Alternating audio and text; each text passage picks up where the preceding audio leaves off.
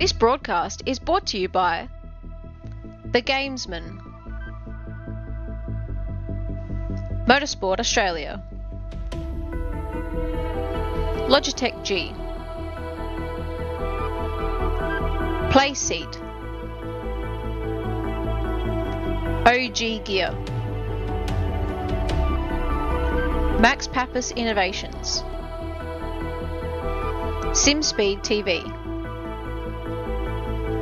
and the Australian Sim Racing Group.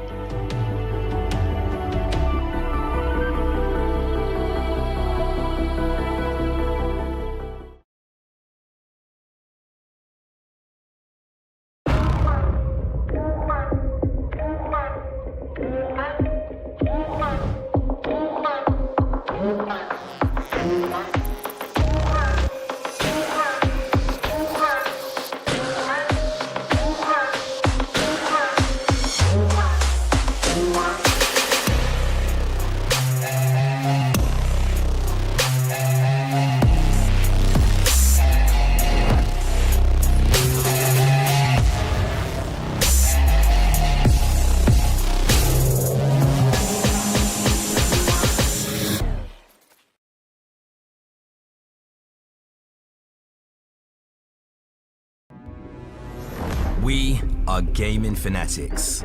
Our goal has never been to just play games. We think it's much better to feel like you're actually in the game.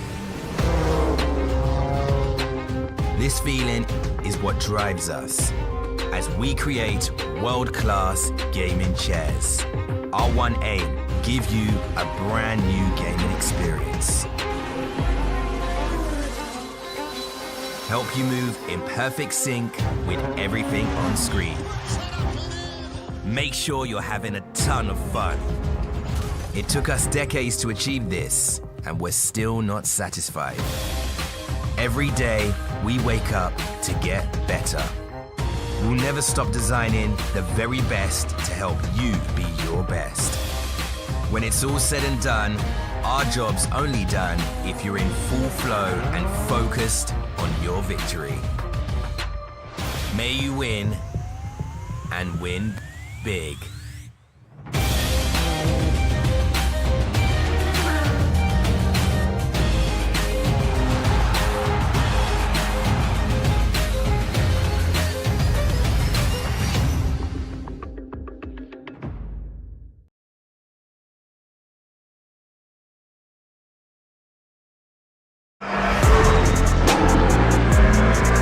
Hi, my name's Melinda Price. In 2024 I'm racing in Motorsport Cup Australia with Volante Rosso. Very much old dog new tricks kind of thing, trying to get jiggy with the technology here. The OG gear is fantastic. The socks are really comfortable, gives you enough movement on the pedal but they still breathe really nicely, and the gloves are super comfortable. They breathe a little bit better than your racing gloves. Really love it.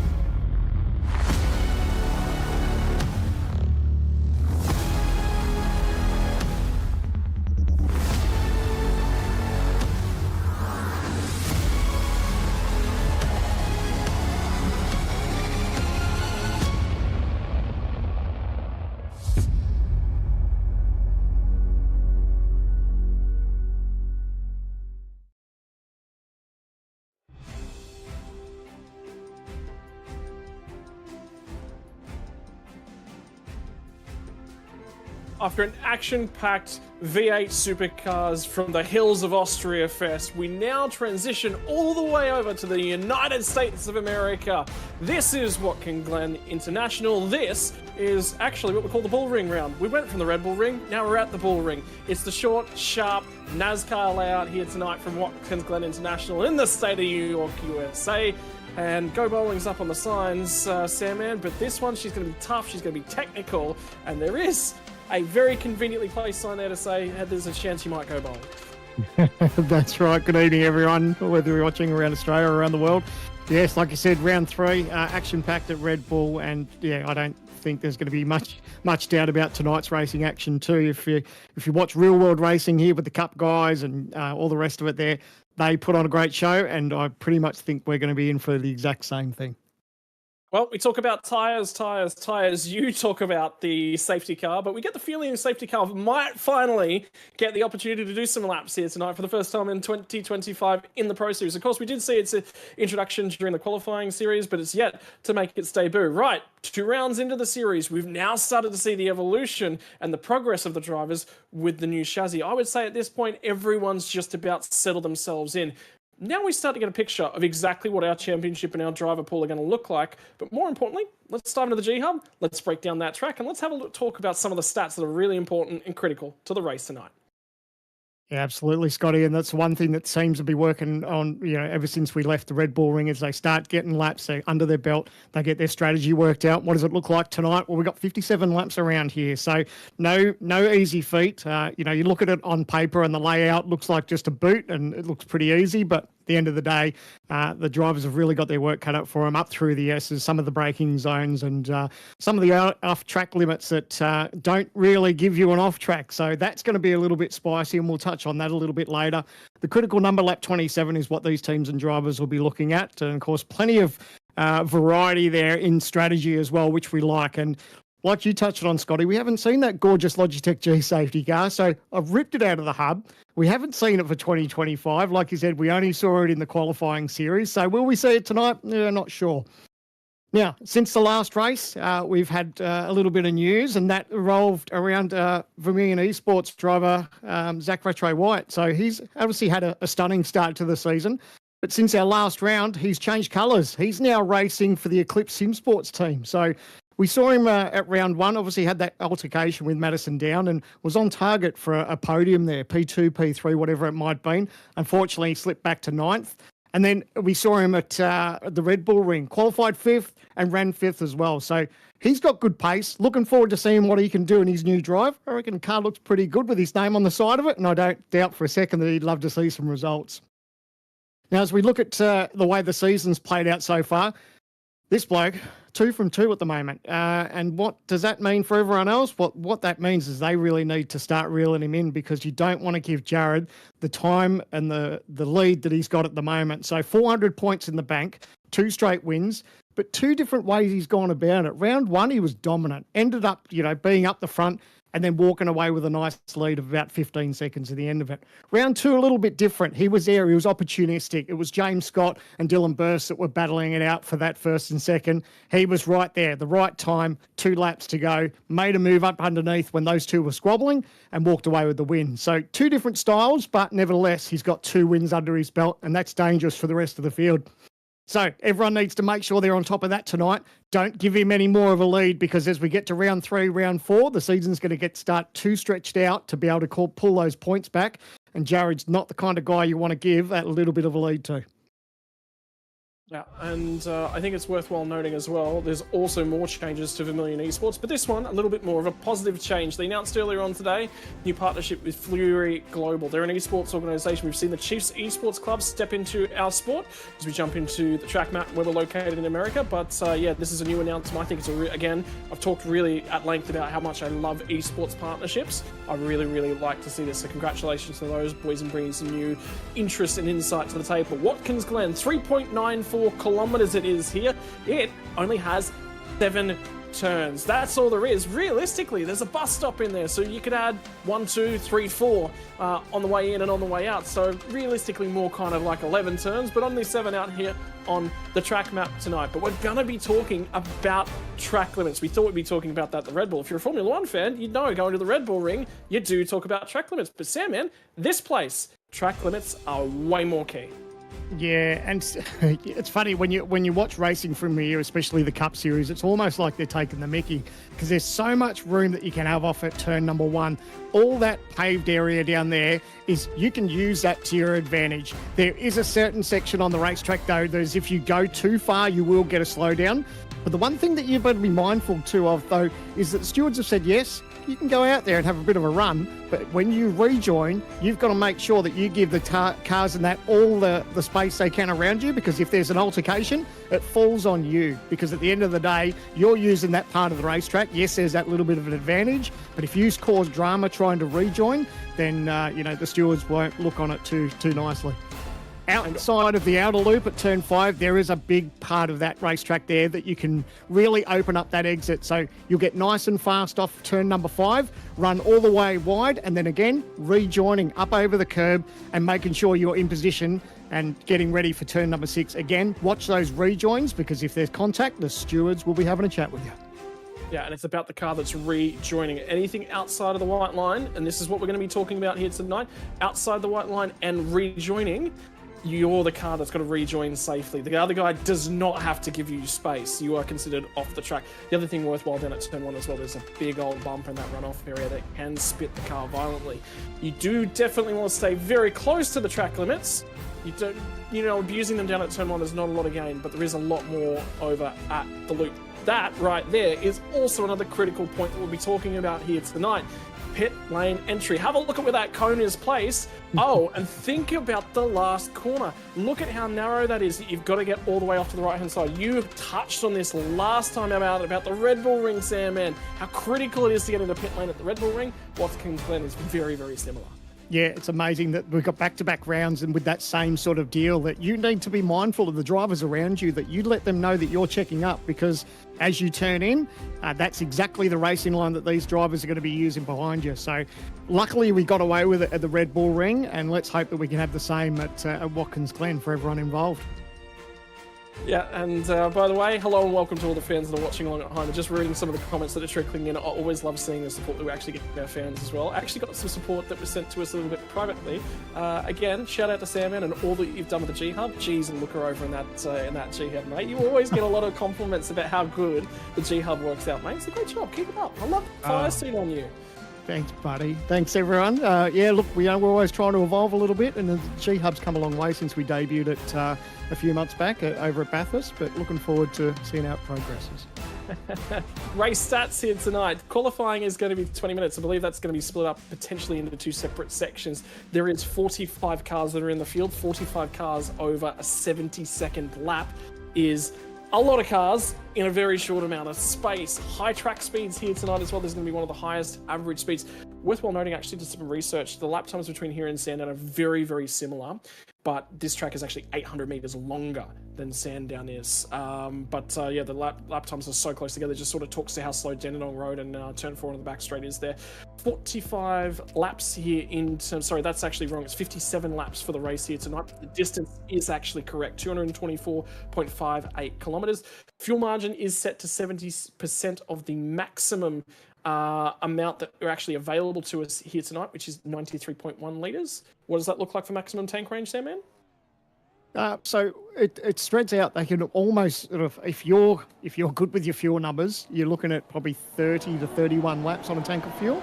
But of course, that's again how aggressive you've been and about saving fuel. But I'd be surprised to see anyone go past that 30, 31, 32 lap mark.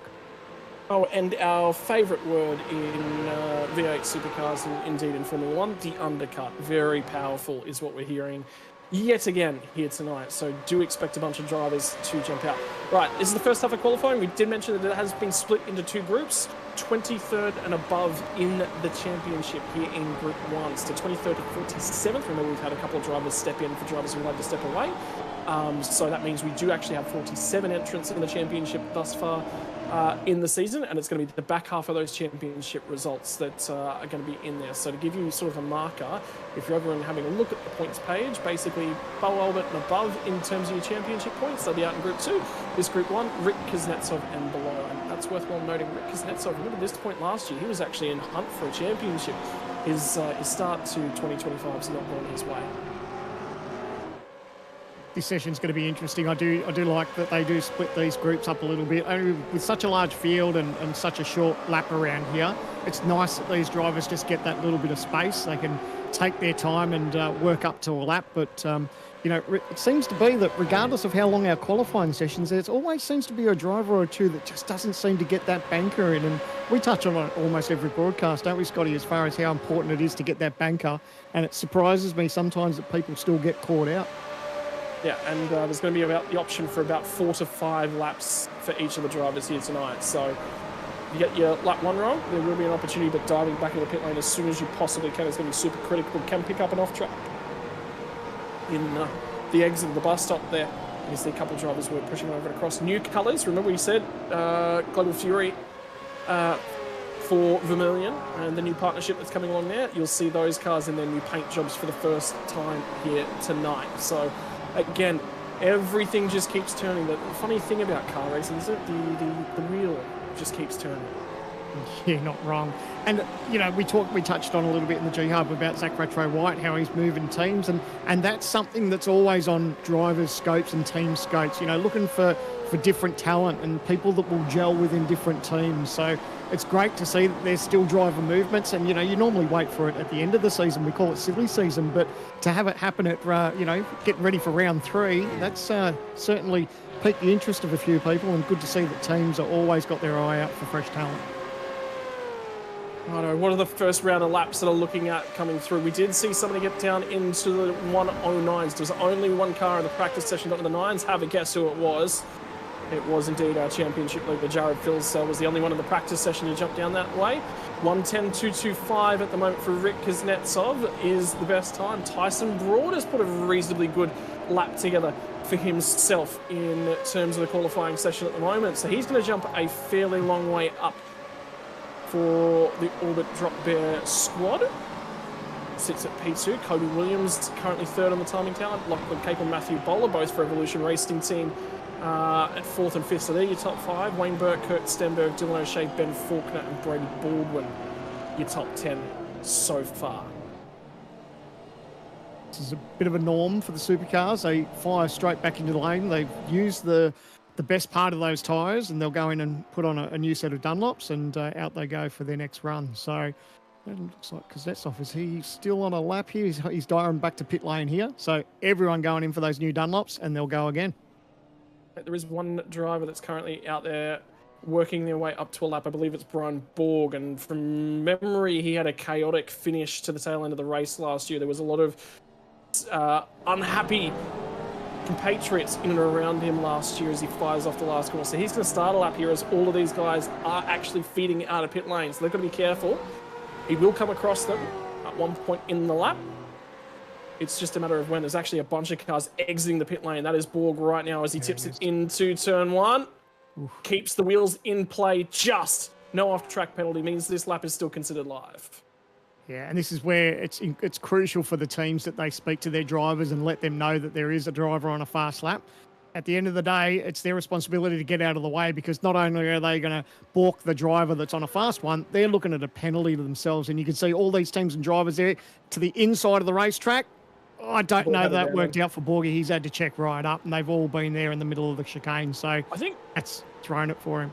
I think I just saw some contact, actually. I'm pretty sure Matthew Bowler might have just got to hurry up, and indeed he did actually have contact with Ben Faulkner. So whether or not Bowler's going to commit to a lap, that's Bowler there with the lights on.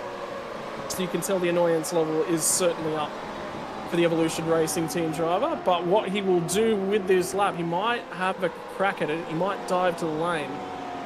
He is going to press on with it. There you go. So, but that was a little bit chaotic on the way through the bus stop. Yeah, it's hard enough getting through the bus stop as it is when you go in there and you're trying your best to get the absolute best out of the car and the driver yourself. But then you throw in the mix that you've got a couple of slow cars that are just preparing for their outlap, then that just makes it just that much worse. And yeah, something that the teams and drivers really need to be aware of, because at the end of the day, you don't want to get yourself a penalty for something as silly as just balking a driver that's on their hot lap. Cars that are yet to set a flying lap, Jake Blackhall, Hayden Veld, and Luke Rosella. Other than that, I believe that might be the only cars as a part of this session who are yet to set a lap time. So that'll bring us round to 22 cars. Brian Borg does have a valid lap time on the board, although it is not representative. It is about 4.5 seconds off the pace of the next car ahead of him. Other than that, every other car in the 1 minute 10. So short lap time, the pace is going to be right up next to each other as cars diving the other way. That might have actually been Ben Faulkner there that was actually diving the other way, and indeed it was. And as you would imagine, the times are pretty close.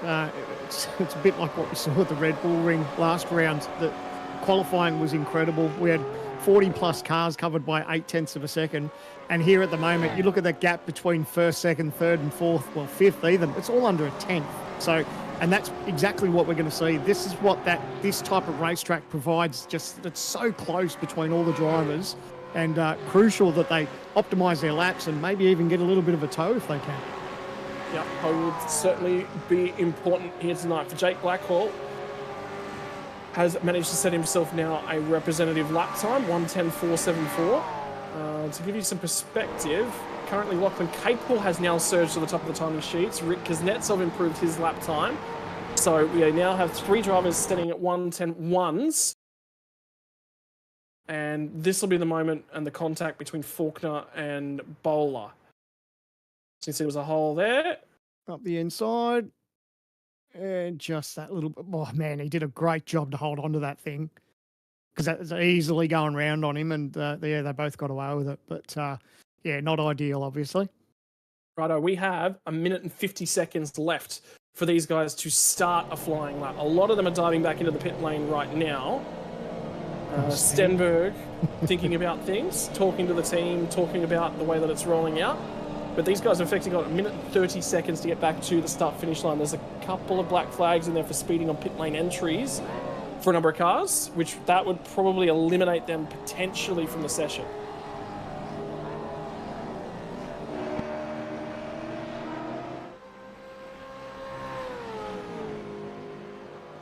Be interesting to see what was going through Denny's mind. He was obviously talking to the crew, and he knows he's got one more shot at it. He's in P9 for the moment. He'd be obviously trying to find just that little bit more out of the car. So he now needs to just style himself out, get himself round, and just as long as he can start this lap before the timer goes to reset, that's all he needs to worry about. That'll be the big thing. Right, there is now going to be under a minute for these guys to get back to the start-finish line. Sean McNamara chilling out, trying to get his head into the game. Is he going to have enough time to get back there? I believe that's Ryan Jones we're actually looking at the moment. Sits down outside the 10 right now. 1:10.429, currently his best lap.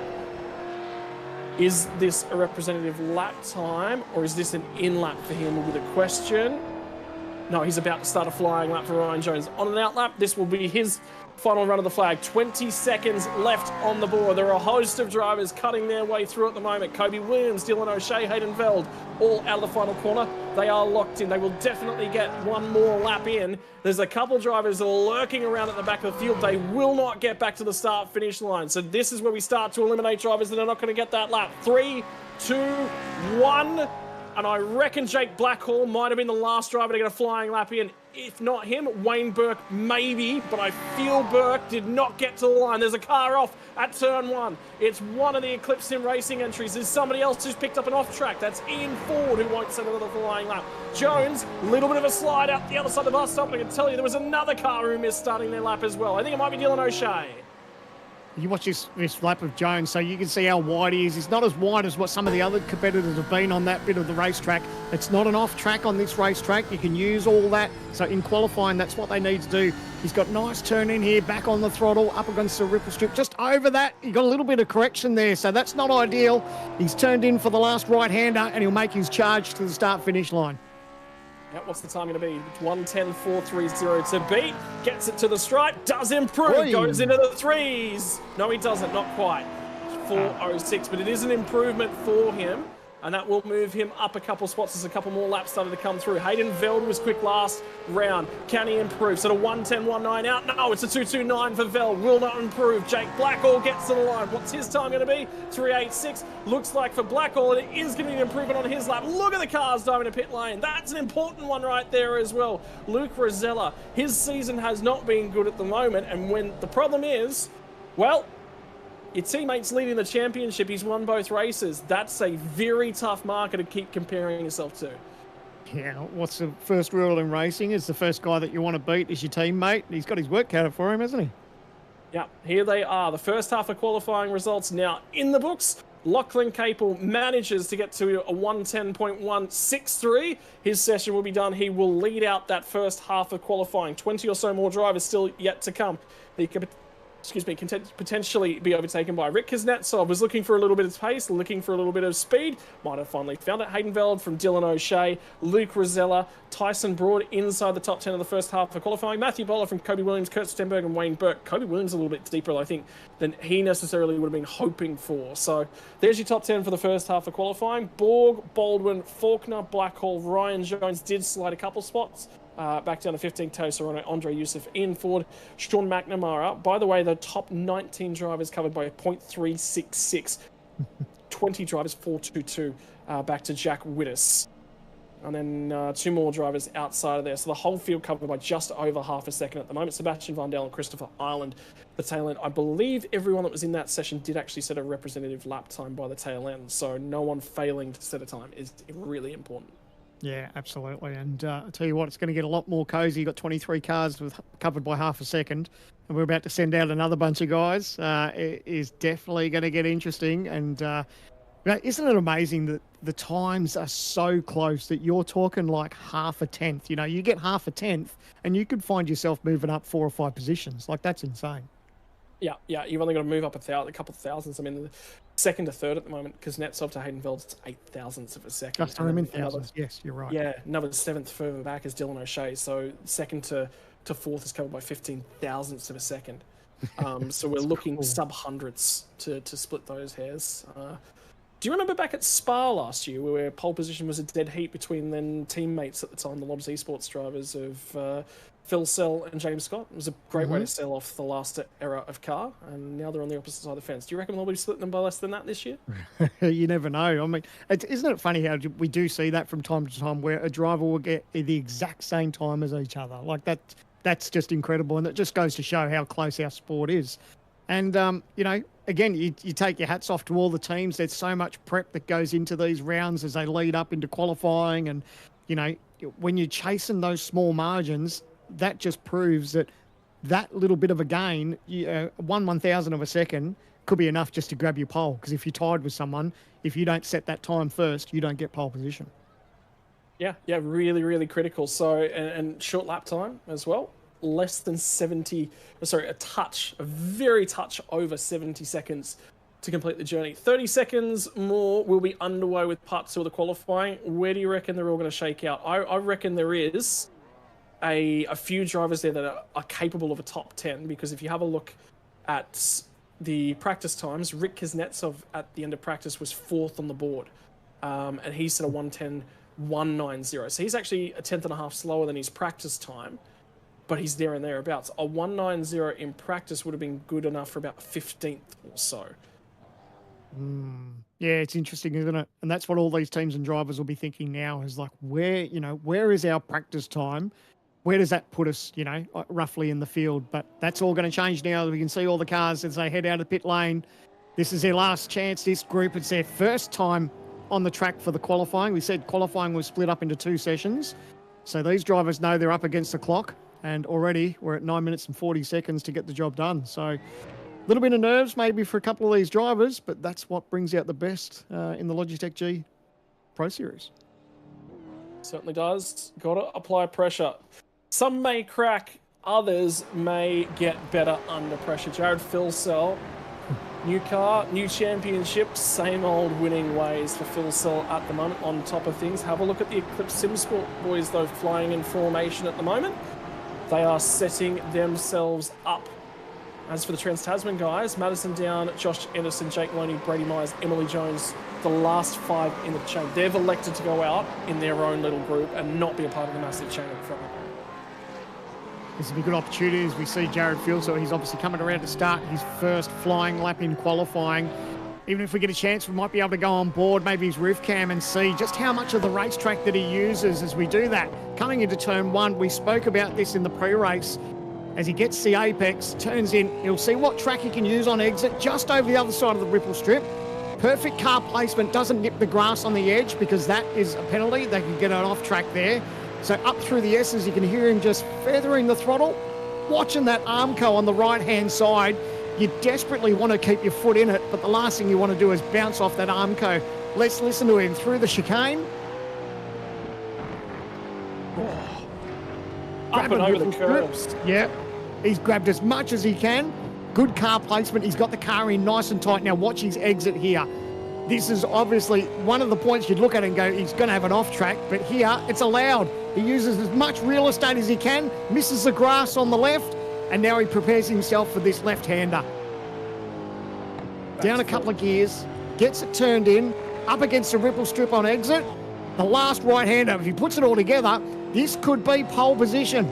Running out of the final turn, up against the wall, foot flat to the floor, and let's see his time.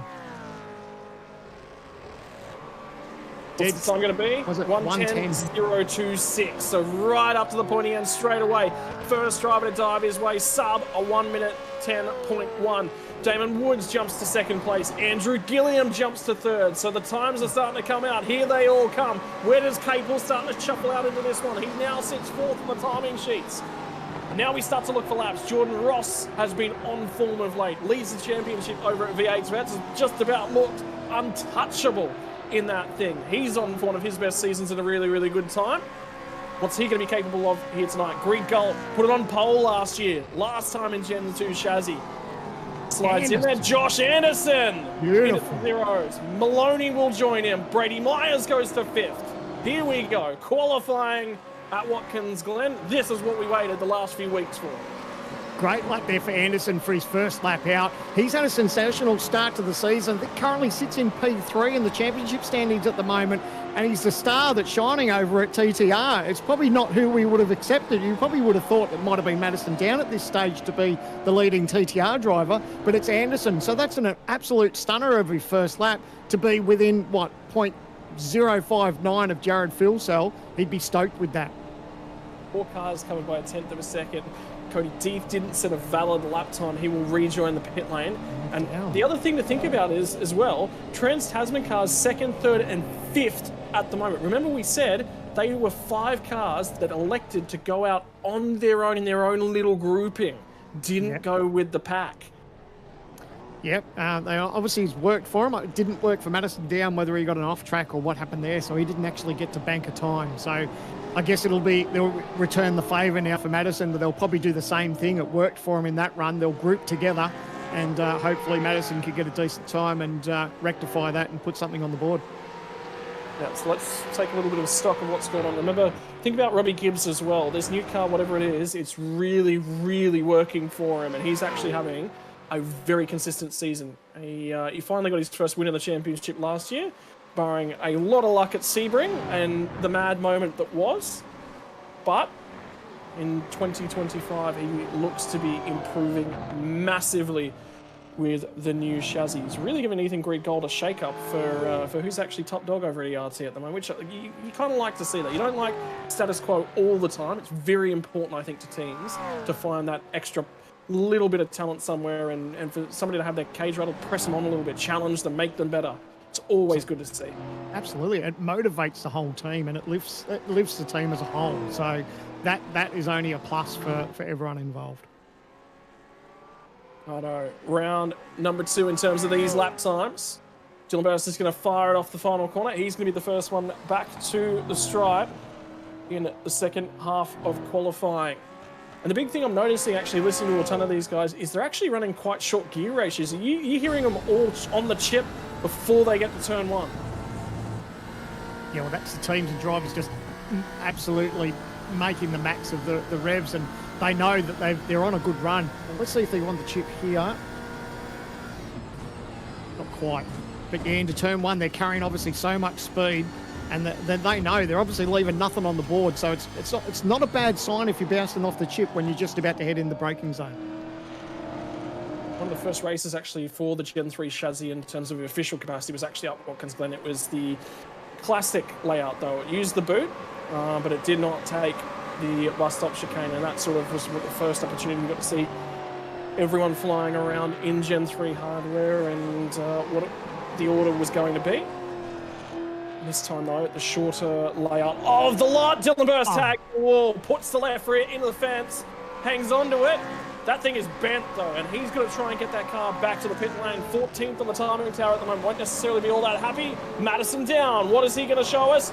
Does he move to the top? No, Phil Sell goes into the 109s. Didn't hang around. He really improved. Can Cody Deeth actually get another lap time in? So that lap time got aborted. At the moment, is the only driver in the field without a valid lap time. Wow, that's pressure.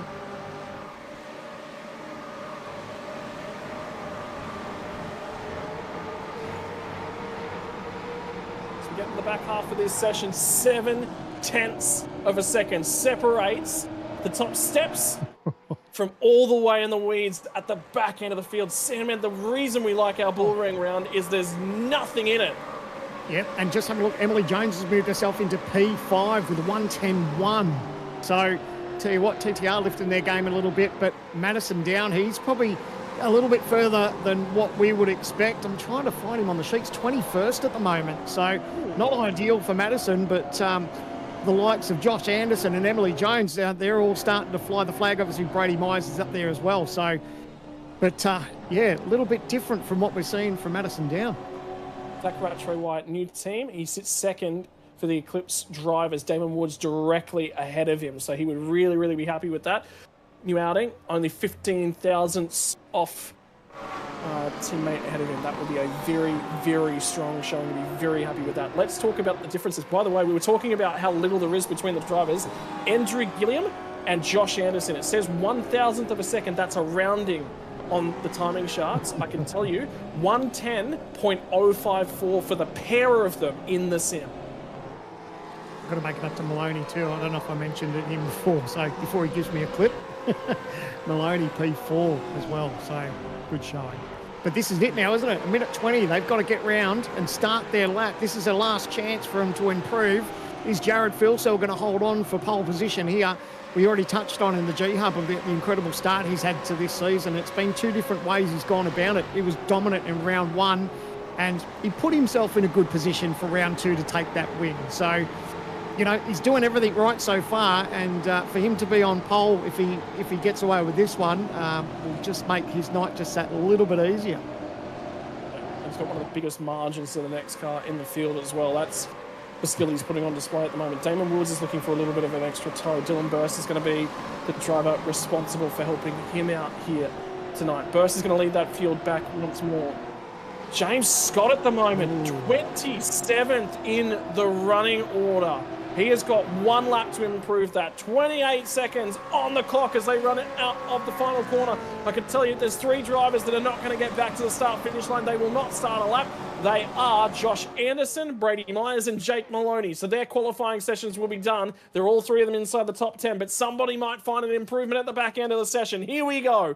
Final laps for the field in less than 70 seconds. Qualifying will be over for the lot of them. Well, how's the pressure for James Scott? We touched on that he was in the battle there to take the win at the Red Bull Ring. He finished P2 when Jared Filsell pinched that win off him with 2 laps to go. Now he finds himself really deep in the field. He needs to make this lap count. He doesn't want to make any mistakes, but doesn't want to get held up either. It looks like he's got enough of a gap from the car in front of him where he can sort of utilise his own space and get in there maybe under brakes and get that little bit deeper. But, man, he needs to make this last half lap count. Yeah. Starting outside the top 10 for the first time in what would be a very long time for him. Anderson's qualifying is done. You see the black flag against his name at the moment. So the rest of them will try and funnel their way through. He can't improve. He cannot clamber up and try and take pole position. For Dylan Burst, it's 18th on the timing tower. Here we go. They're all going to come through in quick fashion. Burst goes to a 1:10.251. Won't be an improvement for him. Damon Woods does improve. Goes to 4th spot. It was 4th spot for a moment, and then he slides down the timing sheets. Who's going to find some time here? Gilliam did find a touch of time. I tell you what, Phil Sell found a touch more time. Only driving to the 109s, finds more time to press it out the front end of the field. Is there anybody else out there that's going to find time? No, that's it. Qualifying's already done.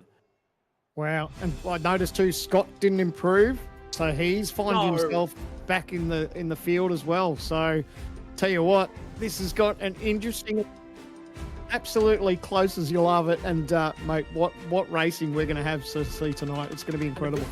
James Scott only set 2 valid lap times from his attempts. He did improve by 600ths of a second, so he did find some time.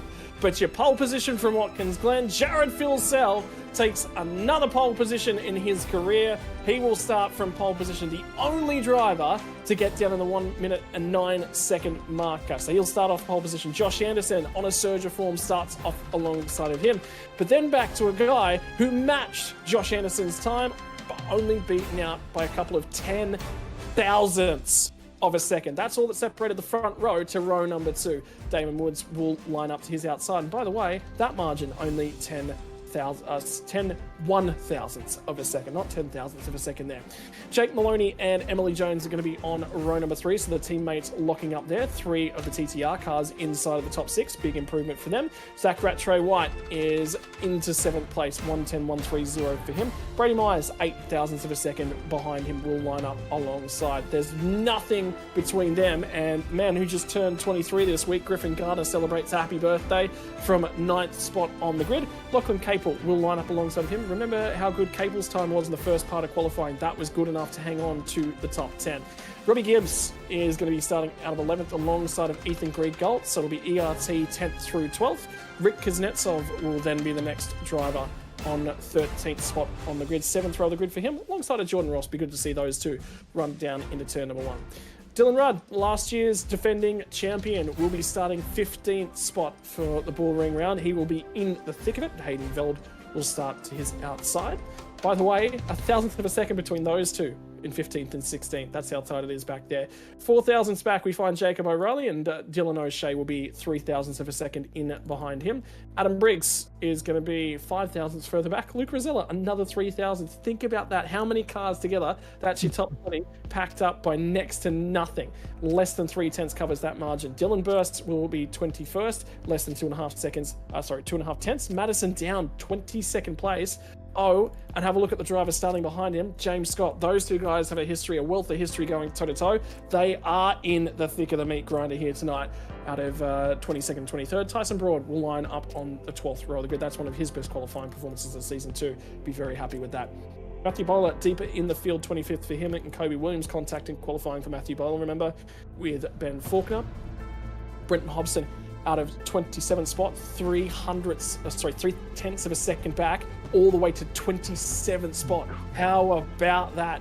Cody Deeth is going to be alongside of him. Kurt Stenberg out of 29th. That'll be one of Kurt's best qualifying positions from this year so far. Wayne Burke will line up alongside of him.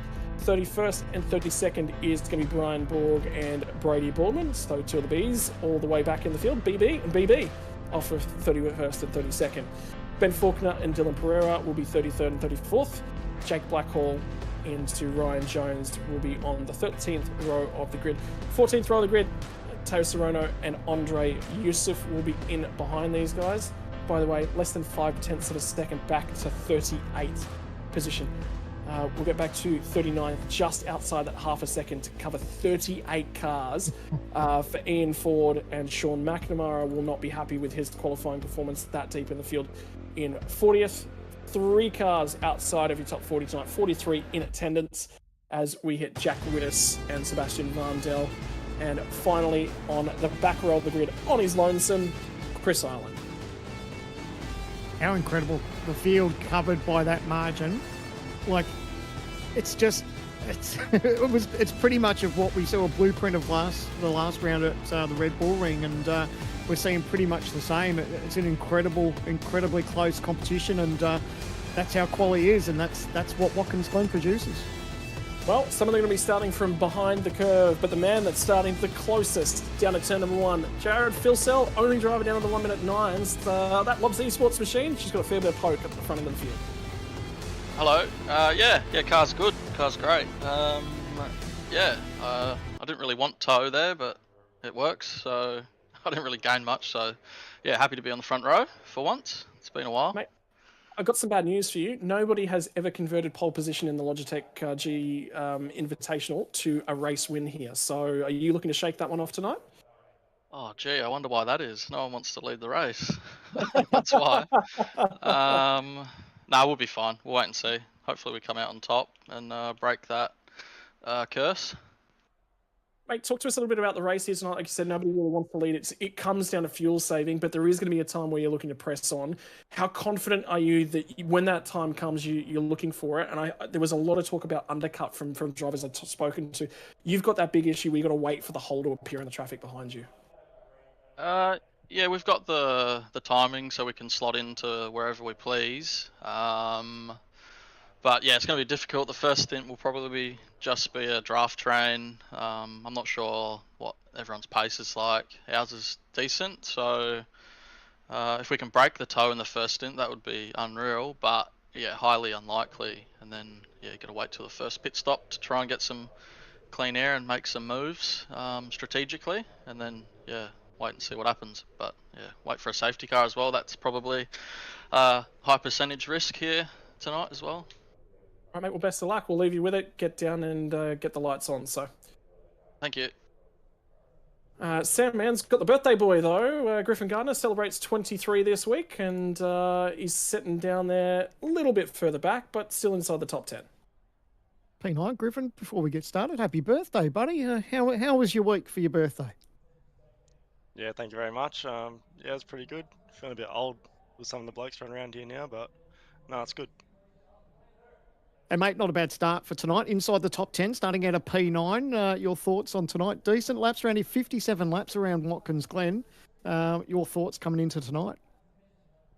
Yeah, I had pretty low expectations, to be honest, so this is a good result for me. Hopefully just have a clean one. It's going to be a long one, so just sit tight and hopefully be there somewhere near the end.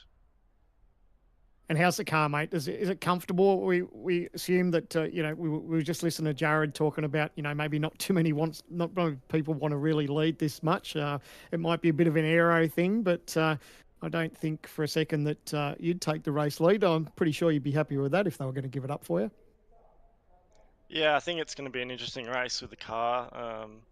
The tyre is very interesting around here, and also the dirty air, especially up through 2 and 3, can be pretty devastating. So it might be interesting with the dirty air, but we'll see how it goes. I haven't done much racing around here yet, so I think we'll just wait and see.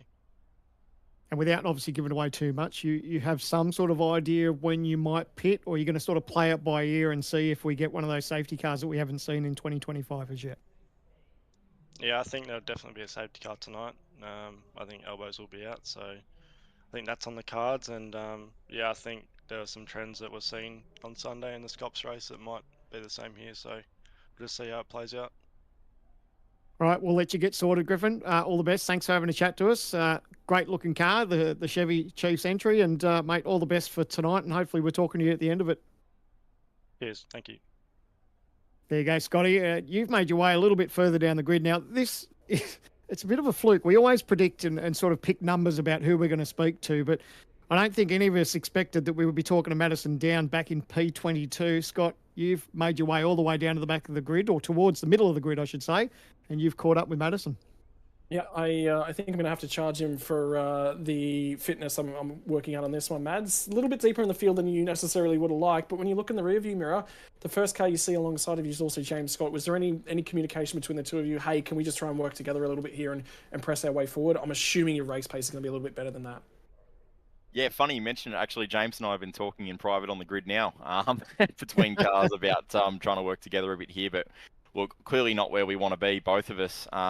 We hope we've got a lot better race car than that in our VRS Camaro. So, yeah, try and push our way forward. Mates, look, it's been a rough old situation coming through to things, but the squad just looks so strong at the moment. You just missed it tonight. Just little mistakes in qualifying. Yeah, I just didn't get any of my 3 laps right. Off track 2 of them, and just didn't do a good enough job in the one I did get, on the board. So, look, the car's a lot better than P22. We'll try and win some OG gear and move our way forward and get that hard charger award. The biggest thing, I think, last question before we let you go, because you're about to get ready for this race. The squad looks strong. The pace looks strong. You look like you finally found that little leap forward that you were missing. Yeah, absolutely. We've focused a lot on speed this week, so really happy for the rest of the guys. They've done a really good job in qualifying to be up the front there. So, fingers crossed we have a good team result. All right, mate. Get down, get the head down, get the lights on, go forward. Cheers, guys. Thank you. Righto, that is the grid walk. We are 30 seconds away from going lights out and green flag racing. From Watkins Glen, all the talking has happened. Now it's time to settle into their rhythm. 57 laps, 225 kilometres. Sandman, there's a curse on that pole position. Do we finally see our second winner of the year?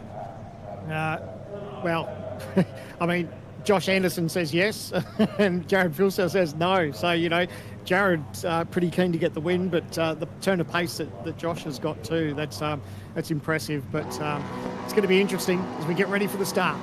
Here we go. Rev start to rise. Watkins Glen, 225 kilometres, and the Gen 3 era rumbles into motion from the American racetrack, and Anderson spun them up massively. There they all go. Woods is through. There's a bunch of cars.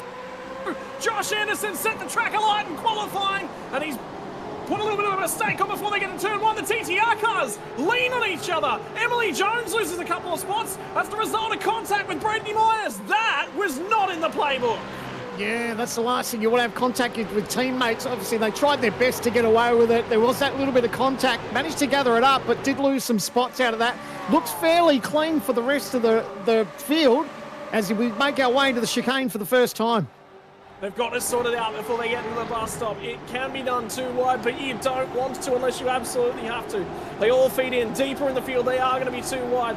Some of them got the start right. Some of them didn't get it right. But now you've got 57 laps to start to think about it. Have a think about the guys that didn't get qualifying right. Madison down. James Scott, what did their first laps look like? 2 spots gained thus far for the pair of them. So they did make a gain.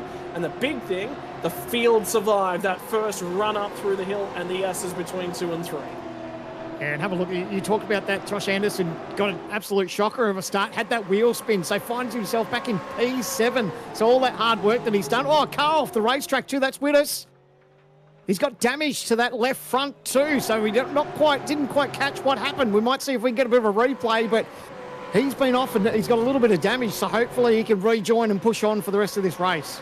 The big thing, I was just looking at Madison down, just keeping an eye on him. I just saw Luke Rosell have a big slide as he went up the hill through out of turn 1, but slid the rear tyres. Looking after tyres is going to be a big thing. The undercut is powerful. Drivers are a little bit further in the field, can potentially pull that trigger. I'm hearing fuel saving. It was a big feature in the Gen 2 era, less so. You hear the boys say they less fuel saving in the Gen 3 era, but when the field is so close together, you'll do anything you can to get ahead. Yeah, it was interesting to hear those comments to Jared Filser. Was pretty keen to break that toe at the start, and he's got that. He's almost got that 1 second margin over teammate Avery Gilliam. So it was interesting to see that he was pretty keen to get on with that. So no fuel saving in his mind for the moment, but that may all change as this race goes on. One of the big things, there was Kitty Litter on the apex of the corner with Jack Wittes rejoining back there. So he's probably done for the day. A little bit of damage on Wittes. So the rejoin was okay. And Jake Blackwell's the car on the inside, but they get tagged before they even get to the braking zone. Fires it in the left-hand side, left front tyre off the car, and night done, unfortunately, for Jack Wittes. It's interesting, that one coming together on the straightaway. I don't know how that played out. Something's gone wrong for Griffin Gardner, because he P9 is at the back end of the field. Remember, started out of P9. What's going on there? So, yeah, absolutely dead motherless last. Yeah, we're going to have to go to a replay. So this is on board. Start wasn't too bad. He's making his run into turn 1. He's covered the inside line.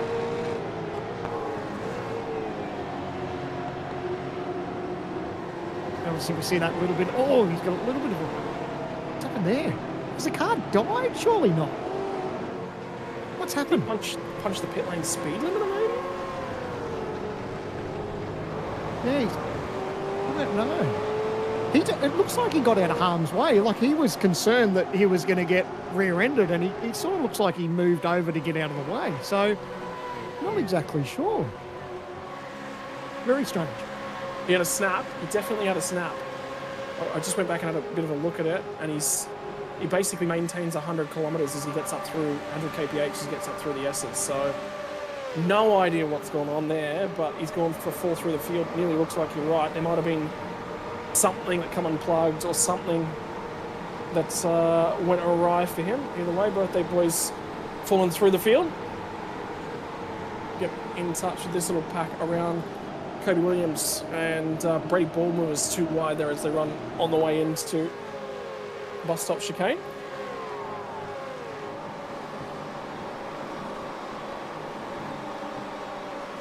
I mentioned Robbie Gibbs has been one of the better cars out of ERT thus far this season, and in terms of the championship points, he actually sits inside your top 5, sits 4th overall, dead even with Zach Ratcher. It's a slightly better finish at race 1. In actual fact, they've swapped positions. They've got even finishes across the 2 races. That's why they're dead even on points. Kurt Stenberg deeper in the field as well, but Robbie Gibbs has gained 3 spots in the opening laps from 11th to 8th, so great start for him.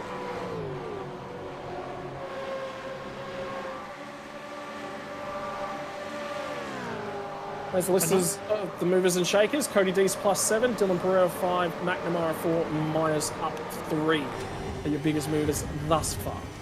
Oh, how good's that on board when you can hear them bouncing up over the curbs and you can hear the rocks bouncing in underneath. But on board for Robbie Gibbs, you can see just how much of the racetrack they use on exit, and they'll get closer and closer to that wall as these tyres go away. He's just trying his absolute best to stay with these guys. And what are we, lap 5? So all getting themselves into a bit of a groove. I think the race will start to settle down. And again, look at all those rocks on the inside that you touched on earlier. That thankfully is off the racing line. And when it does get on the racing line, I feel like the drivers know about it. Something cleaned up at the moment. Just a little bit of a think about deeper in the field. How are Madison Down and James Scott going about it? They're still line astern, 19th and 20th on the racetrack, have picked up a couple spots. This is deeper in the field as Ian Ford gets the inside of the number 900 machine of Andre Youssef. And it doesn't resolve itself in Ian Ford's favour.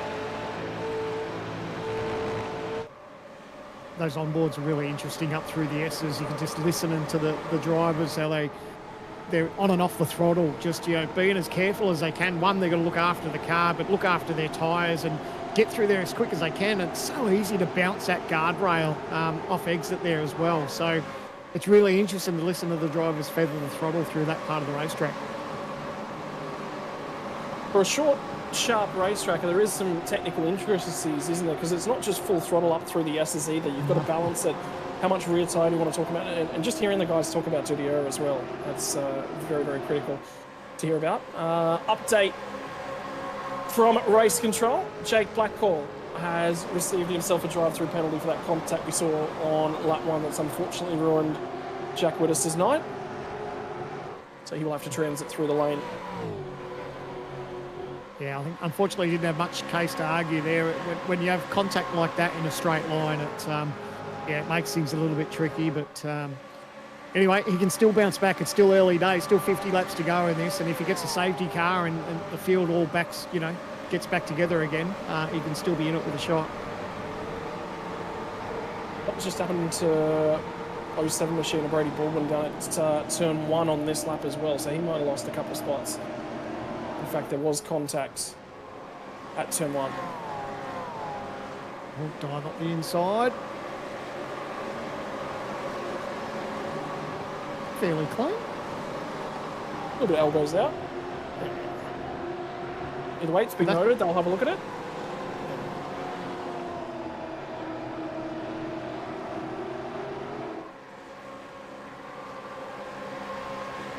But everyone's just chilled out at the moment, isn't it? There's not a huge deal going on right now. It's going to be, I reckon it's going to be a race to 2 halves. Yeah, it's interesting because I had the pleasure of testing with TTR through the week. I stayed out of all their setup chat, but I was just interested to see how the car felt, and had a run with a couple of their setups, and was listening to what the guys were talking about as far as getting their cars to work, and hearing what they were going throughout that session. It was really interesting, and yeah, there's so much that plays out with these teams and drivers in the background as they lead up to all these races. We'll see this awesome slow-mo, and this is Scott up against the barrier. Oh, he's even kicked. You can look how much. There's a tiniest bit of grass there. He's kicked up the grass, and I think he's got away without whacking the barrier. How good is that? He might send the invoice to Watkins Glen for a little bit of lawn mowing services for them. I'd just be stoked I haven't got panel damage getting that close to the barrier. I'm not that good. I'm not good enough to do that. That's supreme. That's the level you've got to take to. You've got to use every inch of racetrack. And for James Scott, he's used every inch of racetrack. I went a few inches more. Yeah.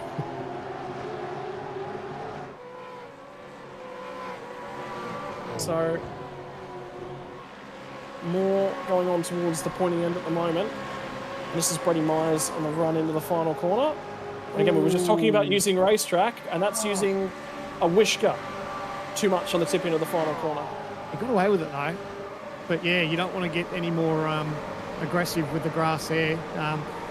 You lose that little bit of traction on that left rear, and you'll go around quick smart. But got away with it. He'll no doubt keep that in the mental Rolodex, and make sure he doesn't want to keep doing that as the night goes on. It's really interesting. We've had 9 laps. We're on the 9th lap at the moment. Last time by, lap times had fallen off by about 0.6 of a second. That's really interesting. It's what? 7.5 hundredths of a second a lap, effectively, we're seeing in terms of fall-off at the moment. But remember, a lot of these things at the moment, particularly early on in the supercars, the tyres fall off and then stabilise for a long period of time. Moment, Zach Rattray-White defending from Josh Anderson. This is Anderson trying to recover after lighting the tyres up. The biggest difficulty you've got a race driver is, yeah, you lit the tyres up, well, now you've got the rest of the race ahead of you. You've got to get your mind off it. Yeah, and you kick yourself because as soon as it lights up, there's nothing you can do about it. You've got to sort of back out of it, trying to get that grip again, and you notice that everyone starts moving around him. Obviously, he was in P2, so to drop back into P7, he's obviously got a bit of pace through here. Really closes up on the back of Zach Rattray-White, but you just feel for him because your heart sinks as soon as those tyres start to spin. He knows he's in a world of hurt, so he just needs to push on. But how's that? Nice and close, up close and personal with Zach Rattray-White. He said nose is in a world of hurt. He nearly nudged the nose into Zach Rattray-White. So it looks like Rattray-White's struggling for a little bit of drive off the corner at the moment, where Anderson is a very, very balanced race car. Damon Woods as well. Think about this teammate to Rattray-White sits third. He's lost that lead grouping of Jared Philsell, Andrew Gilliam, and Gilliam on lap 10 was a touch slow, but on lap 9 he was a touch faster. So they're seesawing between those two. And I think that's just a little bit of pace management at the moment. But yeah, Rattray-White's starting to lose the rears just a touch. Oh, this is into the chicane. That is as close as you want to that inside barrier. Both of them got away with it. How good is that slow-mo when you see the guys approaching that chicane as quick as they do, and you nail that entry perfect. And that's exactly right through that section there is where we were watching. That was super cool. That's it with chicanes. You've got to use everything that's on offer to you. Well, I talked about it, the drivers, safety car. And last year we had one late in the piece, and there was a bunch of drivers that elected to go each way in terms of strategy. The reason actually was Ethan Greg-Galt brought out the safety car after clouting the inside of that wall that we're actually just looking at, by the way, on the entry to the bus stop. Last year it was the first time we'd actually had the new damage model on supercars, and there was a learning curve with that. This year the learning curve is certainly there for the Gen 3, but the learning curve less so. We've already got a lot of racing underneath our feet in the meantime. We've got here a position there. Greg Gold up the inside of Emily Jones. They're going to go side by side. That as stick a cigarette paper between them. Just a little bit of contact just on the exit. But I was going to say, they almost got away with their scot-free, but that was really good, nice move up the inside. They'll push on to live another day. Problem now is that they've lost touch with that next group, but Natalie Jones has a big old wiggle. Up and out through the exit of the S's. So everyone's starting to press on. Look at them bang through the chicane. Try spotting that entry point. Because you are low, the windscreen's narrow in these things as well. Was they too wide as they entered the chicane just back there a touch as well? It was. Dylan O'Shea's run wide on the exit. Now he's in the marbles. Look at the marbles on the outside of the carousel. And now they'll be using this racetrack on the outside as much as they can. They've got to be smart, almost 3 wide. No, they've all got out of that a little bit smarter. That's good. But still, you've got to watch that rejoin. We touched on that. Oh, there we go. Holding on to it. He managed to get away with it, gathered it up. Thankfully, that area isn't grass and gravel. Managed to gather it up. But yeah, just that little bit of touch got him sideways. Anderson's hit the pit lane.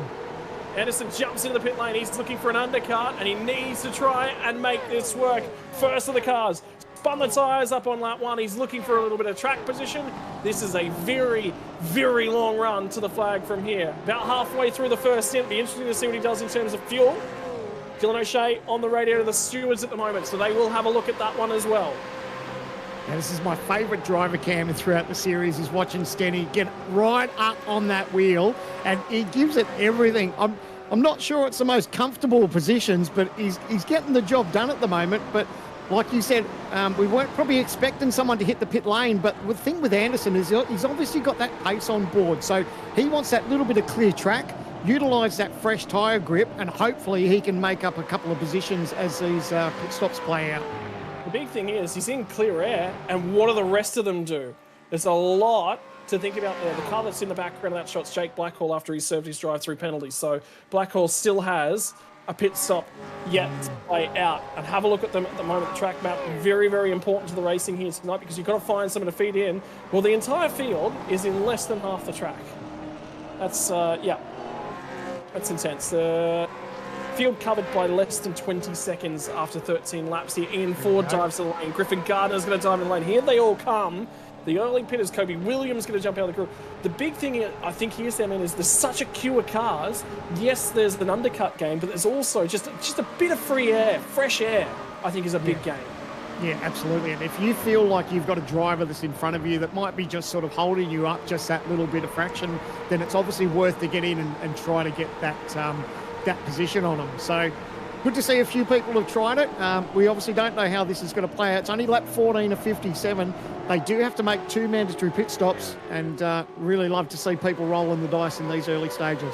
Well, they have to make a mandatory pit stop before you can make it home on fuel. Now, we can run 30 laps on the fuel, so lap 27-ish is the mandatory. You can get home from there. So a pit stop prior to there, and the reason we say that is if a safety car comes out on, let's say, lap 26 and you haven't made one compulsory pit stop yet, the rest of the field might be on their second and they can run home. Yep. Here they all come. Love it.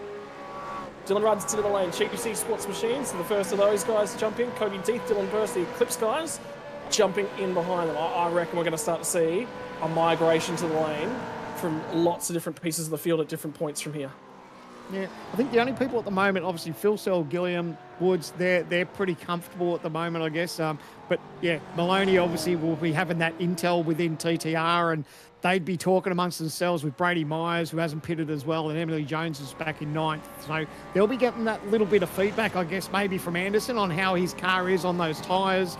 Maybe get some sort of idea of what times he's running. So as I say that, he just goes faster. So a 10.519, obviously the new tyres and fresh air was working for him nicely. 0.6 of a second out of race leader Jared Philsell, 0.7 of a second out of Andrew Gilliam, who sits second, 0.9 of a second out of Damon Woods. So you give him another lap here, he's going to clear Damon Woods and jump out potentially into an effective third spot. The tyres will ail.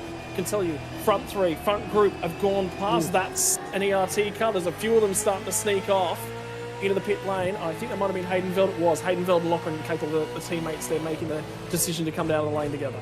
That on board with Jacob Riley, that was brilliant, because that just showed exactly that he wasn't quite sure that the car in front was going to head to pit lane, so he had to get out of the throttle a little bit. How's this battle as we ride on board with Jordan Ross? He can see it all play out in front of him, but it was just the perfect example of how a car was heading into pit lane, yet he was pushing on. Was that Sparks? I thought I saw Jacob O'Reilly clout the barriers at the crest of 2, and Luke Rosella had an opportunity to think about it, and actually he's going to get some assistance here. O'Reilly just says, all right, not going to fight it. I'm just going to slot in. How good's this on board? You can see the cars kicking up a little bit of grass as they get as hungry as they can through that chicane. You hear the revs, you hear the tyres, how they ripple off the ripple strips. It's so good. And in behind him, he's starting to get a little bit of pressure. So a little bit of a 4-car battle here. So Jacob O'Reilly did clip the barrier we're hearing. Here's your replay. Bang. Bang. Right on the tyre too. How cool is that? And now he's going to dive into the lane. Jordan Ross is going to come in with him. They both lock up the anchors. Here it all comes. The field starts to split. Right. The top 12 have gone through. Up to about 15th have gone through at the moment. Have a look at the timing sheets start to shuffle and move and shake. Josh Anderson was the leader of the cars to make his first pit stop. Where is everything going to cycle out? Who's the next car? Jake Blackhorn, remember, still yet to come to the lane. So put a line through him. Dylan Rudd's about 8.5 seconds in behind him. Again, another 0.6 of a second out of all the race leaders last time by. This time by the stripe. 0.3 of a second, 0.4 of a second. Tyres starting to normalise. Yep, so Anderson now just clearing a few cars that were in the lane. You could hear them sort of revving away in the background. But again, he's still got that clear air, and that's what he's loving at the moment. So he's doing everything right, Anderson, to make this work, and it's playing out for him nicely so far. Yeah, here comes the rejoins as well. Jacob O'Reilly gets through the lane, gets that pit stop done. Wants to dive out of the queue that he was in and amongst. Jordan Ross took a touch longer stop. He'd get a little bit of a hurry up by Dylan Burst. Dylan Burst came to the pit lane 2 laps ago, so he is now going to ail a little bit compared to the rest of this group as they run down towards the bus stop chicane. Dive it in. Commit on cold tyres is never the easiest thing because you can pinch fronts in these cars on cold tyres.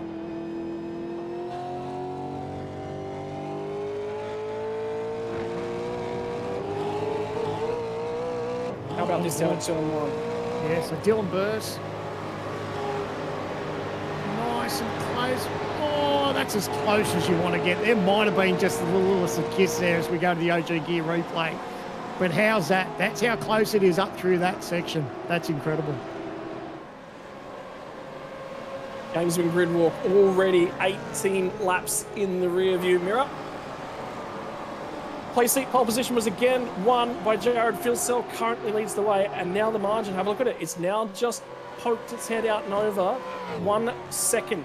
New fastest lap of the race from Matthew Bowler, the first car down on the 110 Ford, so whether or not he's got a light race car at the moment with not a lot of fuel on board.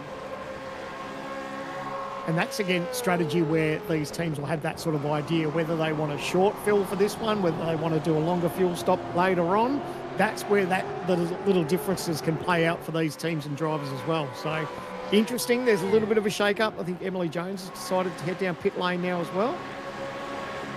Or she's dropping down the field. Update on Dylan O'Shea.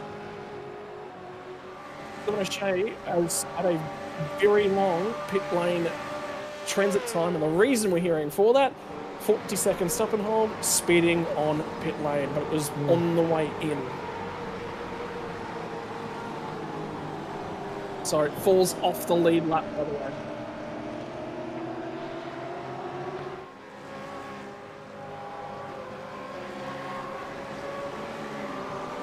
So pretty massive on the way in, 77 kilometres an hour. Pit lane speed limit here, 64 kilometres an hour. And what does that translate into mile an hour? Because remember, this is an American track. 40 mile an hour in terms of pit lane speed. Oh, so Zach lived in. Sorry. Here we go. So obviously we touched on new colours for Zach Rattray White as he's joined the Eclipse Sim Sports team. He obviously was, for the first 2 rounds, had the purple and black vermilion car, but some new opportunities for him and pretty exciting as we go on board with Emily Jones. Looking back to Rick Kuznetsov, nice and close between these two. Is he close enough to have a dive? Not just yet. So now we'll start to see a little bit of that strategy play its way back out. Ethan Green-Gold sits second on the road, an effective strategy. That's going to change here as Emily Jones.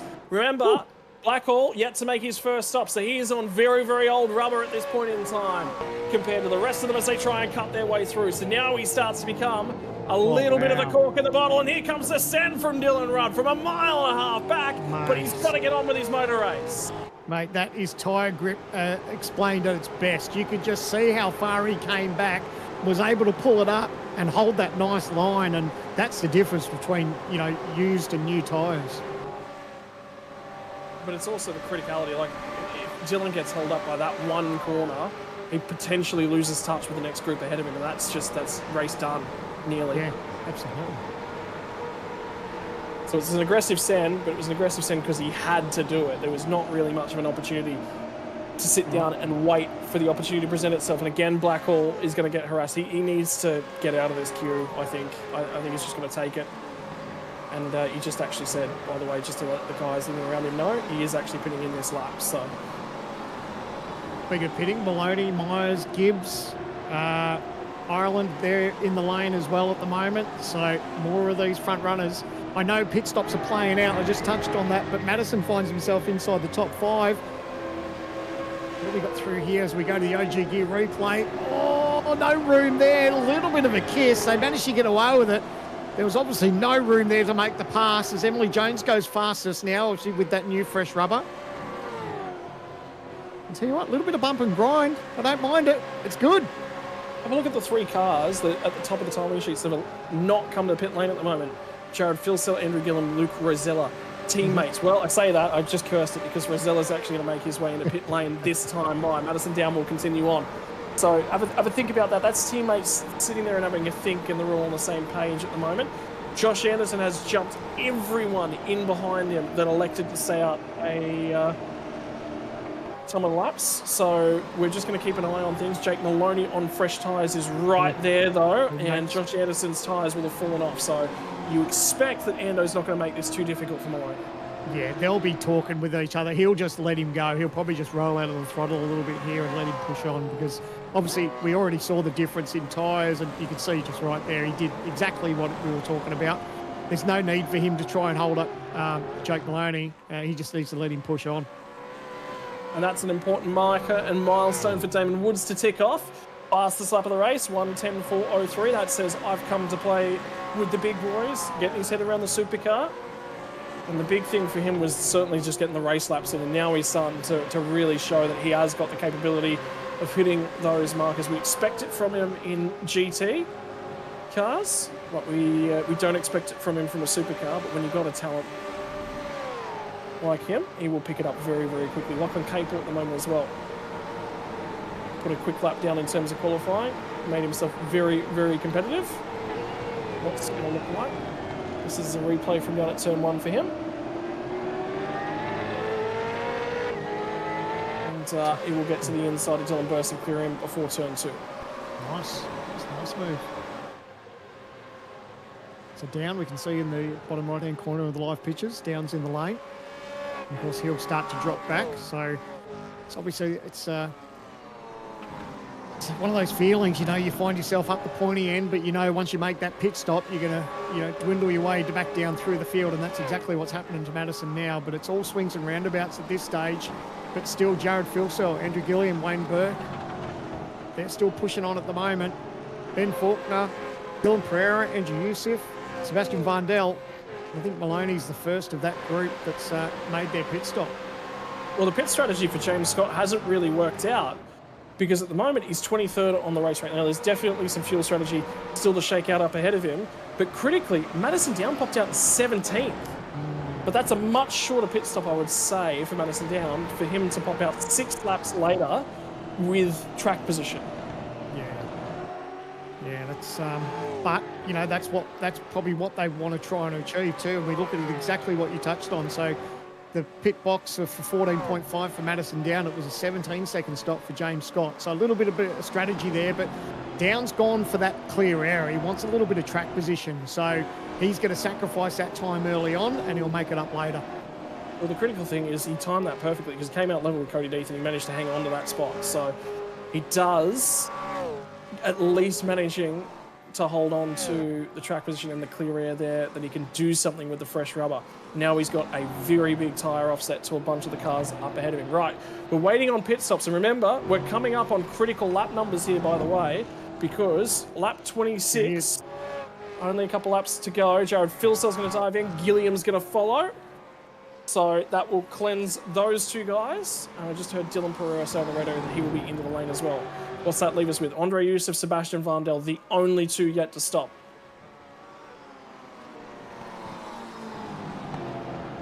Now, we got a bit of an indication of how long that the likes of Filsell that were stationary. So we'll probably look at the same sort of thing with Jared Filsell now in the lane. It'll be interesting to see sort of how long their stops are.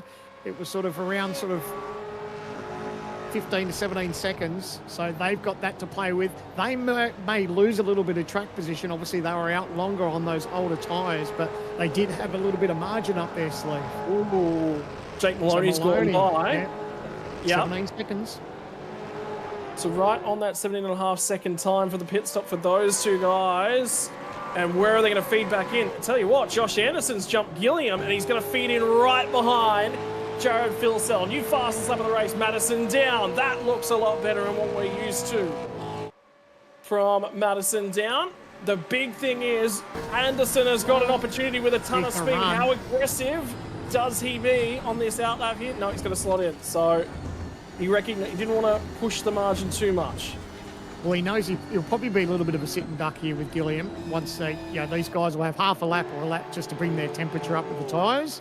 And they'll probably be able to dispose of Anderson fairly quickly. So I don't think Anderson was going to put himself in a position where he was going to try and throw it up the inside of Filsell, because he knew just with the grip advantage, as you see Gilliam just straight up the inside, exactly what we're talking about.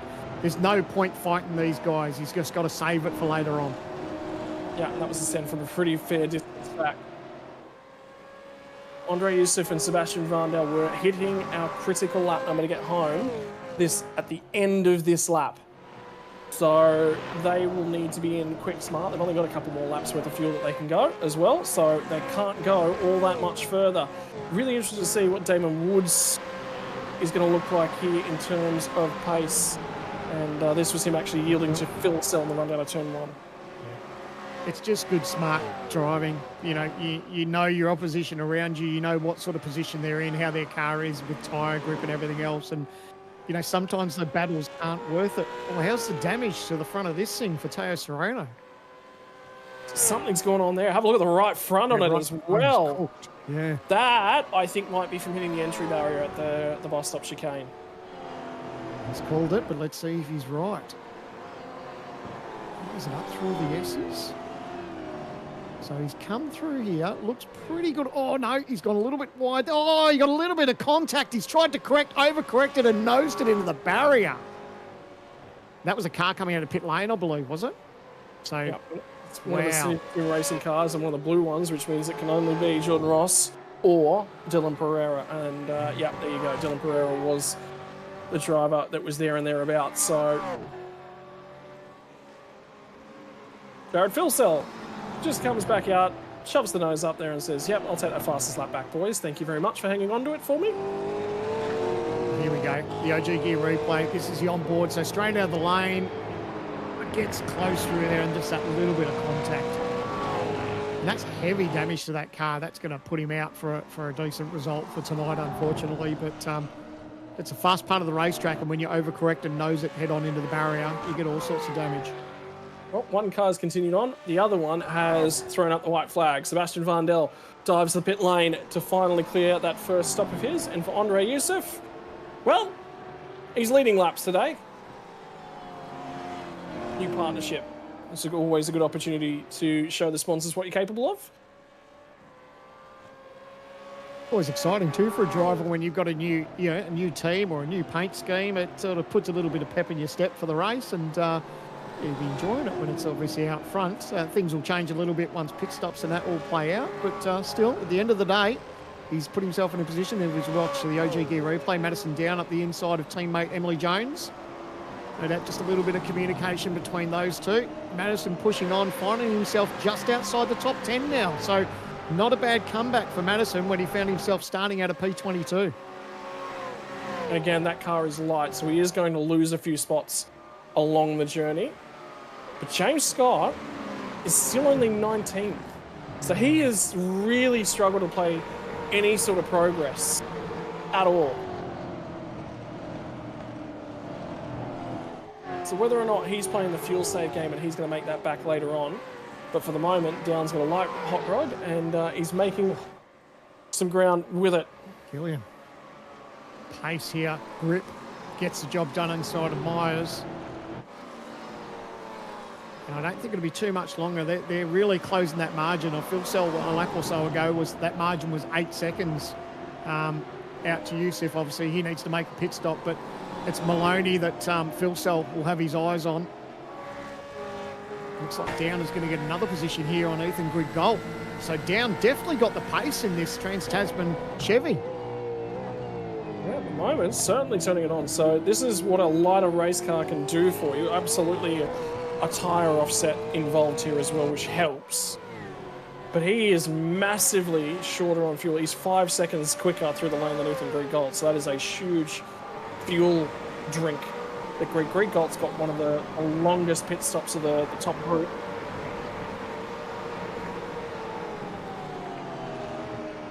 Look at we're talking about pit stops. Maloney was in the box for 12.6 seconds. Phil Sells 17.5. And this is where Jared, so he's got more fuel in the tank. He's got fresher rubber. And I think it'll only be a moment of corners before he gets past Maloney here. But that's the difference with strategy just playing out at this point of the race with 29 laps to go.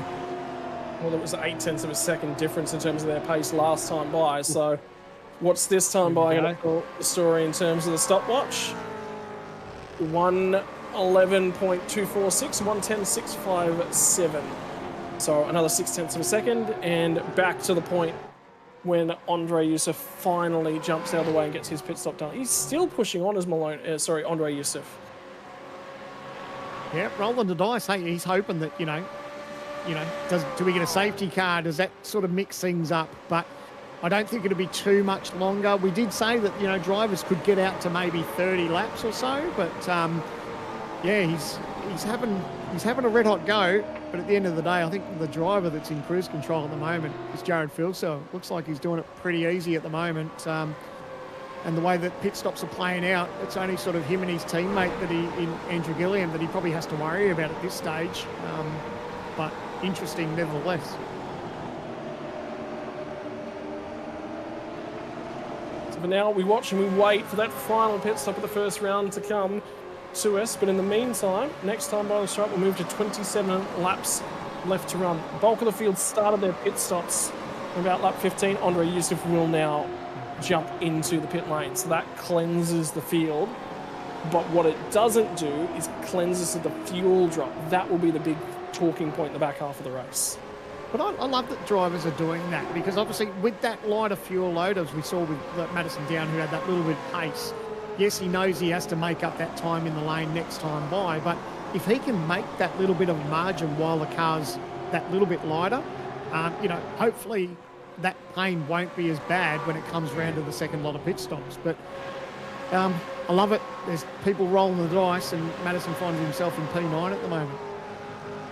I'll tell you what, he's chomping time, and Zach Rattray White's the next car on the road. Last time by 0.6 of a second, although I think Rattray White actually might have had a slow lap because he was not on par with a lot of the cars that were in and around him, so that may change things. Battle at the moment for 20th spot, and I get the feeling there'll be some more strategy in this one. And it will also include one car fractionally ahead of these guys. Lachlan Capel's actually in 19th. Just said, so it will actually be the battle for 19th. And there's some varying fuel strategies amongst this one. Lachlan Capel and Hayden Veld, I think, filled the cars potentially at that first stop because they've got very long pit stops.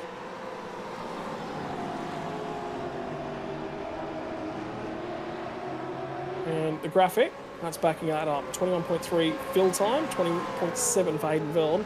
The rest of them down around between 14 and 16 seconds.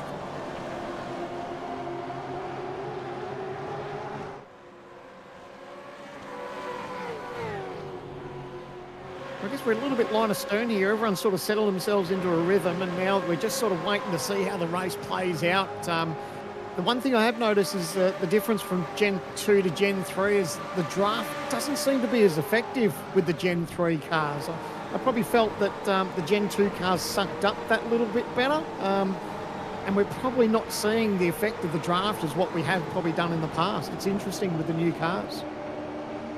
A little bit heavier, less aero on them as well, so they don't punch, they don't have as much of a hole in the air, and they sit there a lot lower profile. They're not quite as tall, are they?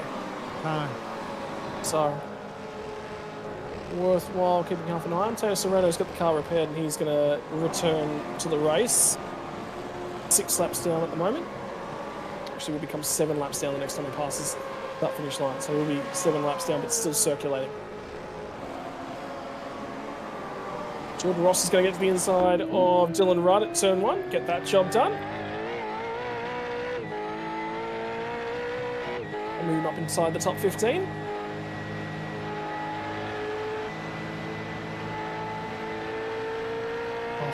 I just love listening to the way the drivers feather the throttle through that section. No, I didn't Great drive a combo. whole lot of Gen 2. Was that flat in the Gen 2 car, or was there a bit of feather?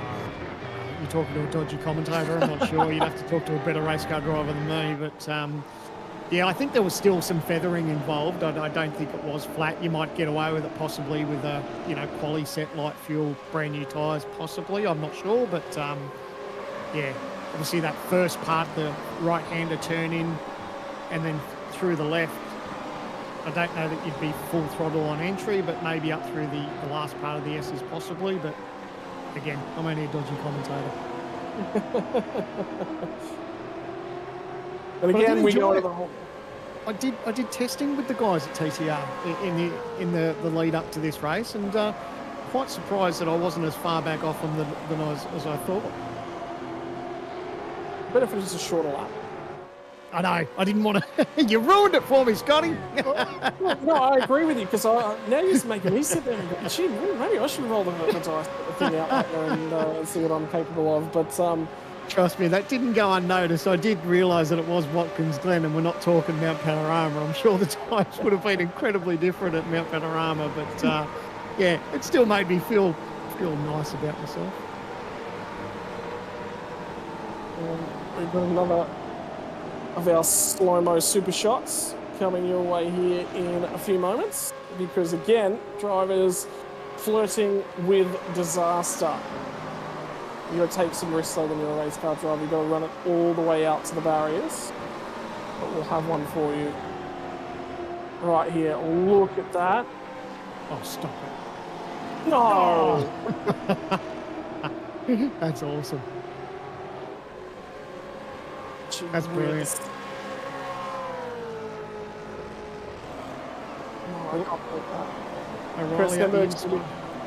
Jake O'Reilly's going to try and slide it down the inside of Dylan Rudd as well. So Rudd's not handling the tyres at the moment to the best of his abilities, and Jacob O'Reilly is.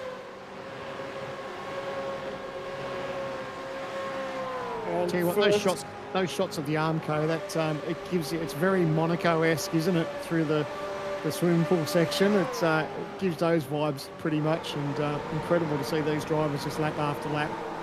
Here comes the strategy roll of the dice. Kurt Stenberg's going to dive into the pit lane and get his second stop out of the way. But yeah, I totally agree. Mirror that sentiment. There he is, in and out. That's about as relaxed as he's going to be all night until he hits the pit lane speed limiter.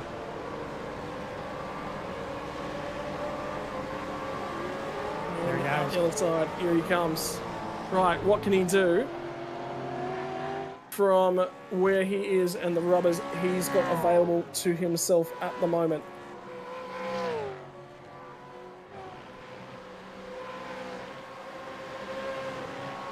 What? Did Stenberg just come out? Looks like he's not far from going a lap down on Jared Filson. So there's Stenberg coming into the bus stop chicane. And there's a car between him and Jared Filson. So not much in it. Right, well, it's going to be action time for him, and I think that'll be a big point that he would have been searching for Kurt Stenberg, is how far can I slip before I actually have to pit. And if I pit, I jump off the lead lap, because if he falls in behind Phil Cell, That's it. You'll just be forced to give way, at which point you're just done. That ruins races. I guess he's kind of hoping that little bit of offset with tyres. He's obviously got newer tyres, but he's got to have the pace, and there's no doubt, Phil Sell's got great pace at the moment. He's opened that margin over Jake Maloney to over 1.5 seconds now. So, look, we see Anderson, so he's in.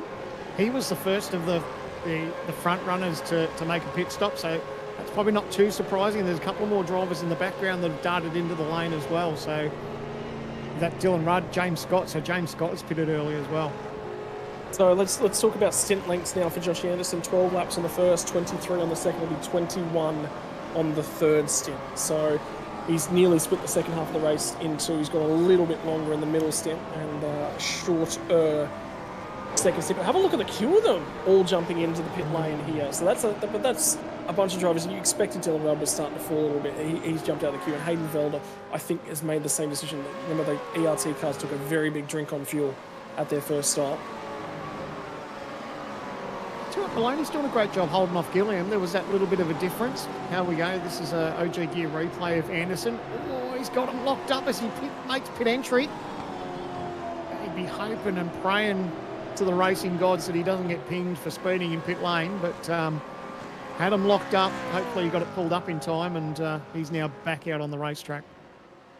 Speaking of speeding in pit lane, did you catch the chatter about Will Brown at Taupo and speeding in pit lane?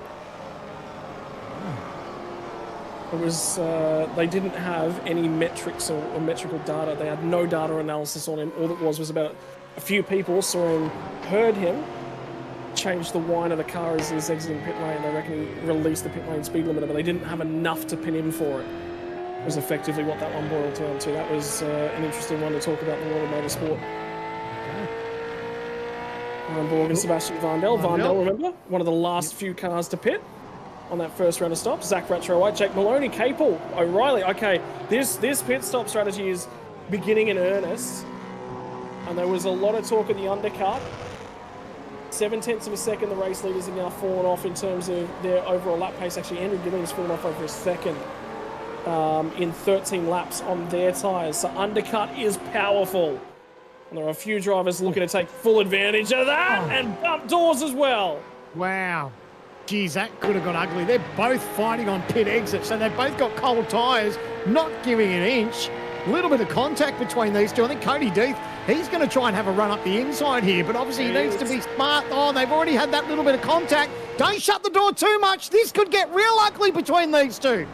And abandoning it is Jacob O'Reilly. So Deeth is going to pick that spot up. Got far enough along. Oh, everyone's gone around in the middle of it. And it's Hayden Veld who's tagged him. And now here comes Capel. He gets out into the marbles trying to take advantage. He's going to redress it. So Veld sat there. He waited. Well, the motor race is starting to kick off. It got tame in the middle. And have a look at the damage on Veld as well. Beat me to it. Exactly. He's got massive damage. So these guys, it was a result of everyone just checking up and bang, major contact. Lucky that he didn't have much more damage to that car, but man, they got away with it. But that was just a chain reaction. But like you said, look at the damage to the front of that car.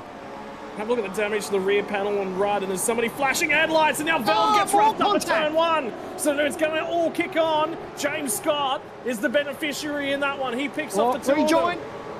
Watch the rejoin, boys. Adam Briggs is going to be on the inside there. Hayden Veld finally gets out the other side. O'Reilly's on the blower to race control. Here we go. And oh my word, who's that lining up tyres? He's been doing it for four corners. Unbelievable.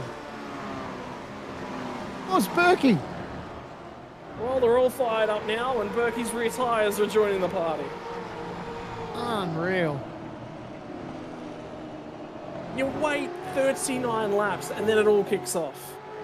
Well, it was a chain reaction because obviously there was a move up the inside through the bus stop, and then that slowed everyone else up. Have a go at this. This is the replay, the OG Gear replay. Have a look at this, all on the approach to the S's. Oh, look at sideways! Hobo! Man. Gee whiz, this race was tame 5 minutes ago. Look at him still soaring on the wheel too. That was incredible. They all got away with it. Unreal. What happened? What happened? I think Andrew Gilliam's coming in. Damien, no, he's not. Sorry, he's gone past the entry, but Damon Woods is coming. Dylan O'Shea's... No, he's a lap down on... Okay, so Dylan O'Shea's waiting for his second pit stop, so... Zella, Grigolt, Kuznetsov, they're all in. Lap traffic's becoming a part of this, by the way. That is Kobe Williams rejoining after his second pit stop behind Jared Filson. We just talked about Kurt Stenberg. He couldn't have waited any longer. He would have gone a lap down. Well, Kobe Williams did go a lap down. Steady's still in front. Oh, he's got his work cut out for him. There's Veld. Check this out. He's got that damage. Well, that's Jared Filson in the background. That's the race leader. That's why these drivers start panicking. They don't want to go that lap down because if they get caught out and a safety car comes out, they'll be a lap down. Well, Jared Filson just said, I want to borrow this, I'm pitting. Yeah, it's smart. So, yeah, he can see the trouble's brewing. Andrew Gilliam's going to press on, though, which is fair enough because he's got still a little bit of a hole to keep pressing on into for now, and we'll wait. Emily Jones is also going to dive to pit lane. Ben Faulkner, I think, is going to be the next car on the road because remember, Damon Woods went for that undercut as well. She's getting spicy now, isn't she? With 16 laps to go. And slides to the inside as Wayne Burke. That's on Dylan Rudd because remember, Rudd's got damage at the moment and struggling on rear tyres. So he'll pick that one off.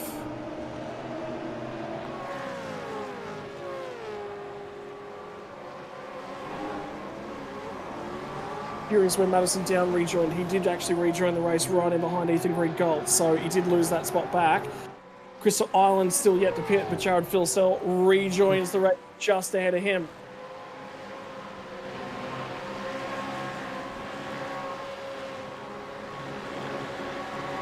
Yeah, certainly interesting point of the race now. Obviously, the last round of pit stops starting to play out. It's going to filter through to the field now. We see Jake Blackhall, he's out into the lane. And Andrew Gilliam, he's also, so he obviously would have known that he saw Jared go and make his pit stop, so he's decided to get it done as well. Ben Faulkner, he can probably go a little bit longer. It'll be interesting to see if he decides to peel off and get his done though. He's going to keep pushing on. But 15 to go, and this is where it starts to get juicy. So watch Greg Galt now and Madison Down. They'll go toe-to-toe for the rest of the race. In terms of tyre life, Greg Galt pitted one lap after Madison Down, but Down's up to 15 at the moment. Still a bunch of tyre cars ahead to shake out. Emily Jones, after her pit stop, has slid down to 17th spot. So she's in behind Madison Down at the moment.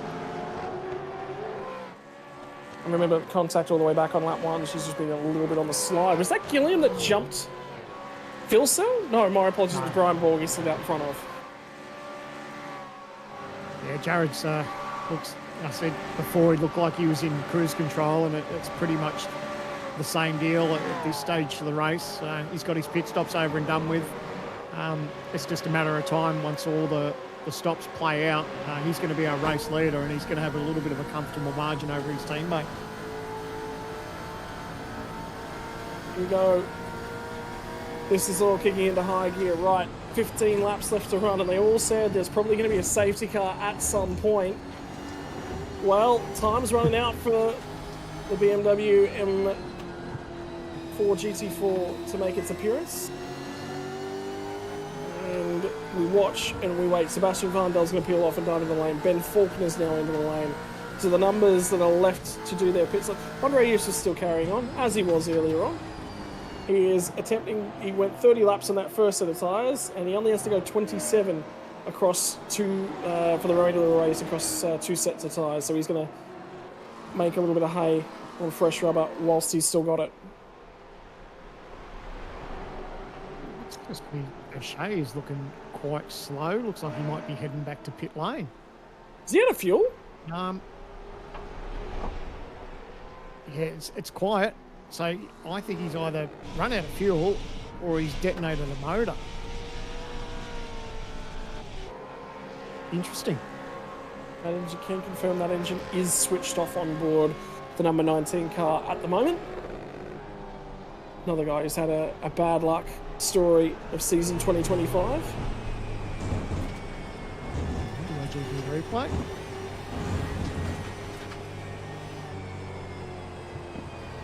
It just...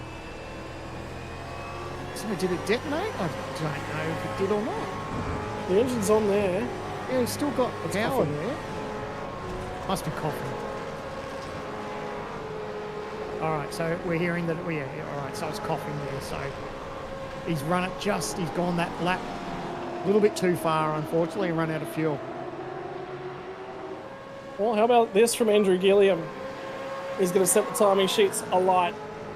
He goes to a 1:10.173.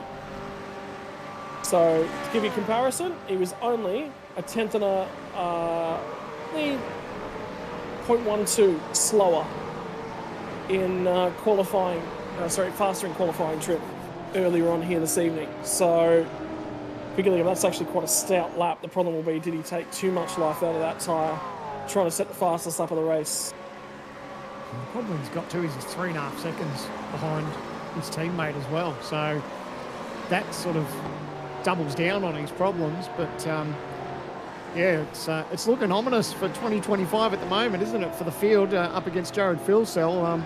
If this plays out like it is over the next 13 laps, Jared's going to be 3 from 3 to the start of the 2025 season. Well, this is actually a really important result for Andrew Gilliam here tonight. He sits 7th in the championship on 308 points. Let's run you through the top 10 in championship order. Jared Filsell, when he's leading the race, he's on par to take 3 from 3. A blown engine or a safety car is the only way that doesn't happen. James Scott, at the moment, was 2nd in the championship, heading into tonight's racing. And yeah, he's in 18th spot, so he's not going to pick up a whole bunch of points. There is still spots on the table for him that are available, though. Josh Anderson is 3rd place in the championship on his way in tonight, and an opportunity to push his way into P2. He's still got the opportunity, sits inside the top 10, so an okay night at the office. One blemish was getting the car off the start line. Robbie Gibbs, 4th in the championship. He's actually 6th, so a couple spots ahead of Anderson at the moment. Zach Rattray-White was 5th coming into tonight, sits in between that pair, so those three are all having a relatively consistent night. Madison Down was 6th, and he's been on the improve, gets himself inside the top 10 at the moment. And then Andrew Gilliam was 7th in terms of championship standings. But 2nd place here tonight with James Scott in 18th. That's a really, really good opportunity to bank himself a bank of points, and particularly that he might jump to Madison Down and James Scott might be the pair that he jumps tonight. That'll be a huge run for him.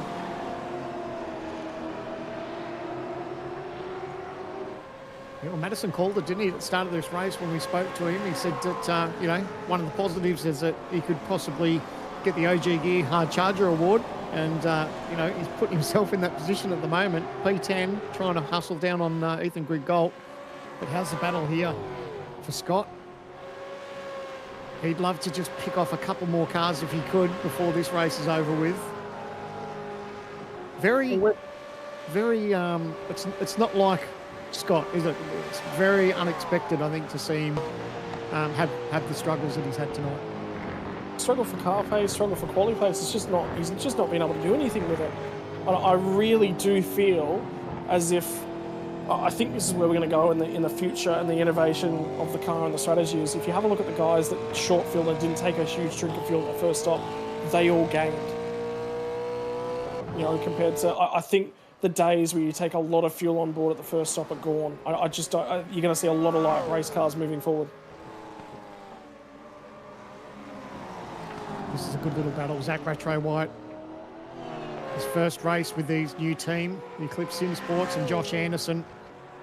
He'd still be kicking himself about that start, but he's just put it behind him now, and he's just pushed on. And that's the main thing, is just forget what's happened. It's out of his control now. What he needs to do is just capitalise and make the most of what the situation has got in front of him tonight. And if he can get past Zach Rattray-White, it's just a couple more points in the kitty. And then, oh, how's the wiggle on exit there?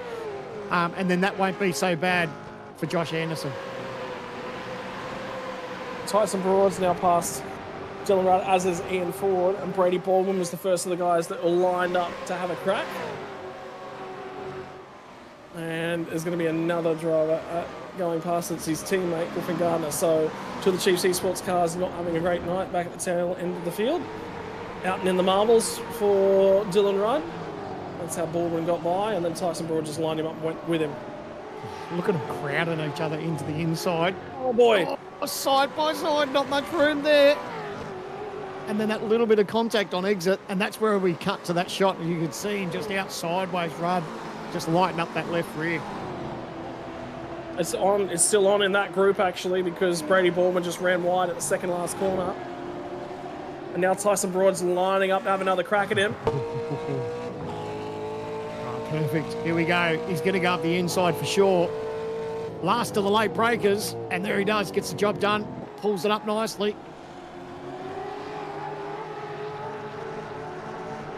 On the power out the other side. And Brady Baldwin actually loses 3 spots on the run through turn 1.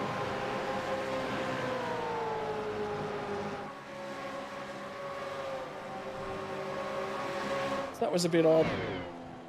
This is just in racing car. And those were Brenton Hobson's colours last year. Remember, he was in what they dubbed the tennis ball car. Because it looks like a tennis ball in Brady Baldwin's colours. So he's been donated the tennis ball this year. Robbie Gibbs, I thought he might have been thinking about a move up the inside there. So he's got a little bit of pace here. See that heat haze, and as we look back to Gibbs. Oh, Maloney just on that throttle. But Gibbs is right there. He's going to use whatever that little bit of draft he can. But we think about a move up the inside. It's a tough spot to make that move in the bus stop chicane. He thinks better of it. And he's probably thinking the way his car is at the moment that he's got a better chance of maybe pushing on. He doesn't want to throw away on a little silly move and maybe lose some ground to the back of Maloney. So he's thinking better of it, and he'll wait for another chance as this race goes on. 8 laps to go here at Watkins Glen. He's certainly faster at the moment, but you've got to think that this is the difference between 6th spot or a top 5. Now, you'll take a top 10. Most drivers tend to would, but when you're sniffing that close to picking up a top 5... Yeah. But he's got genuine car pace too. Like the car looks good compared to Maloney. So it looks like Maloney's just moving around a little bit. So don't be surprised if he does think about diving up the inside, and that's what he does. He puts a nose there just to let Maloney know that he's thinking about it. And I've touched on it through many broadcasts that if you are in a battle with someone, it's even best just to keep moving around in the mirror. Even if you're not committed and you're going to make a move up the inside, you just want to move around and have that driver in front think and second guessed about what you're going to do. So I always love when I see drivers move around in the mirror. I think it's part and parcel of the new generation of car too. You've got to... It's psychological warfare. It's physical warfare. We're starting to see that this year, aren't we? Elbows out racing, just synonymous with Gen 3. Love it or hate it, bring back the biff to motor racing is made for an excellent start to the real world racing this year. Madison down now. He was 10th. He's now slipped to 11th. Luke Rosella's actually gained quite a few spots. So we said it wasn't the best qualifying performance from him, but the race pace has actually been really, really good from Luke Rosella. Well, that's handy. When you're talking a race distance of 57 laps, you know, if you've got good race pace, that's always something that is always handy to have in your back pocket. So now it looks like he's going to throw this up the inside of Ethan Griggolt. I think he's going to be a bit of a sitting duck here. And that's exactly what he's going to try and do. So job done into turn 1. 6 laps to go. Oh, a little bit of nose to tail. There was a check up there. He didn't quite park it up nicely. There's a bit of damage to the front end of the Evolution Racing Team Mustang. And a touch to the left rear corner of the Lobs Esports Mustang. So Madison down looks on at these boys and says, all right, well, if we're going to play on, I'm coming. And that forces Griggolt just to move over, just to dissuade it.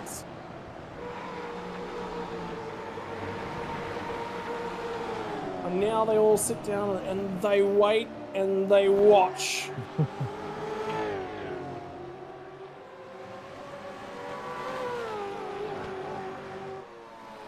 I think with Madison just dropping those couple of spots too, I think that now probably puts Cody Death in the best spot at the moment, up I think he's about 14 positions at the moment so far. So he might take that hard charger award off Madison Down the way this is playing out at this stage. Certainly. Robbie Gibbs, we're hearing, has dropped into the top 5 on Jake Maloney. Where's it going to come? Ooh, Nice. down at turn 6. And Maloney got out and into the marbles, and that's where it was over. I sort of felt it was just a matter of time. His car looked good, didn't it? So, you know, he's now got sort of half a second on Maloney. And he can just sort of do eyes forward, but I don't know if he'll have enough time to catch up to Brady Myers. Interesting note. Do you remember that contact with Dylan Rudd? And all those laps ago, and indeed that was 14 laps ago. Race Control actually spent a fair while looking at that one. It's been assessed as a 5-second penalty on Dylan Rudd. Has received the 5-second penalty. Now Madison Down's going to line up and have a crack at Ethan Greengold. Again, turn 6 starting to look like the place where you can potentially get the pass done. And they'll swap back over. Greengold hangs on to it a little bit more. Madison Down gets a little bit loose. Emily Jones is in amongst the mix. Cuts her teammate a break though. Oh, that's handy. He's trying to still look up the inside. Greengold going to hold her on the outside. Doesn't quite get it, but Emily Jones might be able to pick up the pieces here and get a spot as well. Oh, Greengold, he's on the outside. Look at those marbles, that build-up. He got away with that. He didn't get into the marbles, but man, that is a massive build-up. That's the last thing you want to do and touch that sort of stuff. It would have been night over for him. Righto, running out of racetrack, running out of time now. Under 4 laps left from Watkins Glen. We've bounced in and through the bus stop. We've bounced over the bumps. The elbows have been out. You know, I want to go back to that penalty. Look, that's a tough one. I don't think anyone should be addressed a penalty there. Like, Hayden Veld, you'll say, did he get brake checked by Dylan Rudd? Rudd was trying to prevent himself from getting into Jacob O'Reilly ahead, so I think everyone just took avoiding action. I don't know, yeah. that one bothers me a little. It's tricky, you know, obviously when there's a couple of cars having a red hot go and everyone checks up. It is tricky, but yeah, look, at the end of the day, the steward's job is probably one of the toughest in racing, and yeah, it's a job that I'm glad I don't have, quite frankly. Yeah, I'll leave that one to them. Yeah, that just, it sits there and it's one of those ones where you're just like, it's inconsequential, but I don't know, that's a tough one. Andrew Gilliam has taken a big old chunk of time out of Jared Filsell on that last lap. You wonder whether or not that actually might have been with lap traffic with Jake Blackhall. Alternatively, could be the boys starting to think about a formation finish as well, which would be really, I know that they'd like that. Enjoy seeing that. Damon Woods, haven't really talked about him here tonight. Started 4th, got that spot on the opening lap with wheel spin from Josh Anderson. He's sat 3rd for the rest of the night, really, really quiet race. And then these two have been going toe-to-toe for about 15 laps now. They've been line astern like this.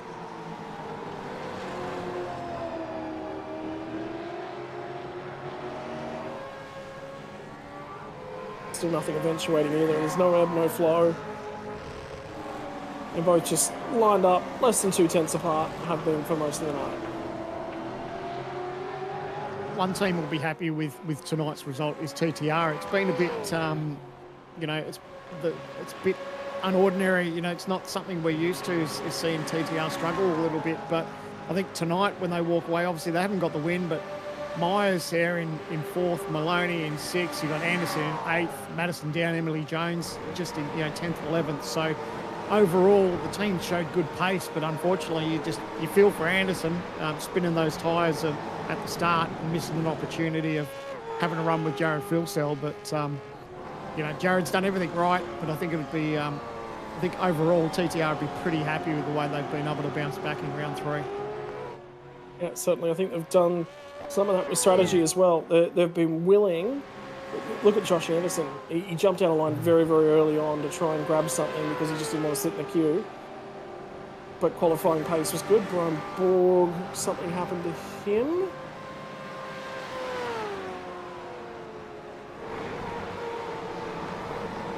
He's looking up the inside, maybe. No? Anyway.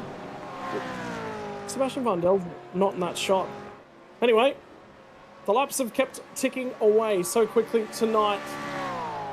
After just over an hour worth of racing, we're coming up on an hour and 9 minutes, and that's all we're going to get out of this one. Jared Filsell through the bus stop chicane for the final time. He's led every single lap that he's barring the pit stop windows here tonight.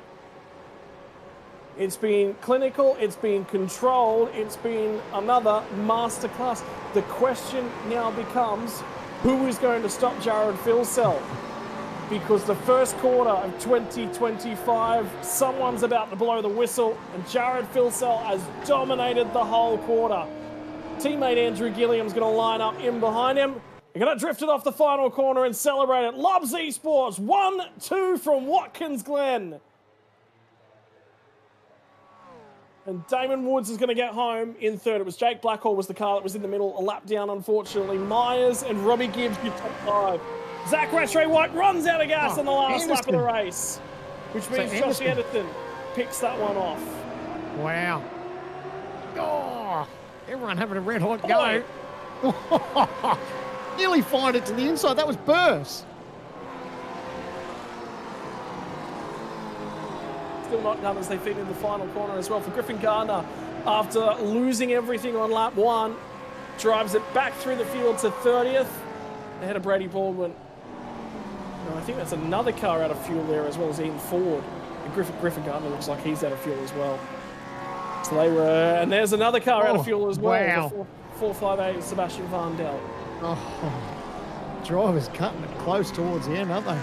Well, at the end of the day, they don't have to worry about submitting a fuel sample, so they only need as much fuel as they need to get home, and they've managed to do it. But, mate, you touched on it. 2025, we spoke about it in the G-Hub at the start of this, that Jared Filsell's had 2 from 2, make that 3 from 3, and tonight was dominating fashion as we saw in round number 1. Yeah, if you're looking for report cards, things to work on, I don't know, the problem will be, what can Jared Filsell work on? Qualifying's probably been his bugbear, but tonight he picked that off, and we said, there's been a curse from this joint. You lead the race to green, you lead from pole position, you don't win the race. Well, Jared Filsell is not just out here to win races and dominate, he's out here to kick curses as well.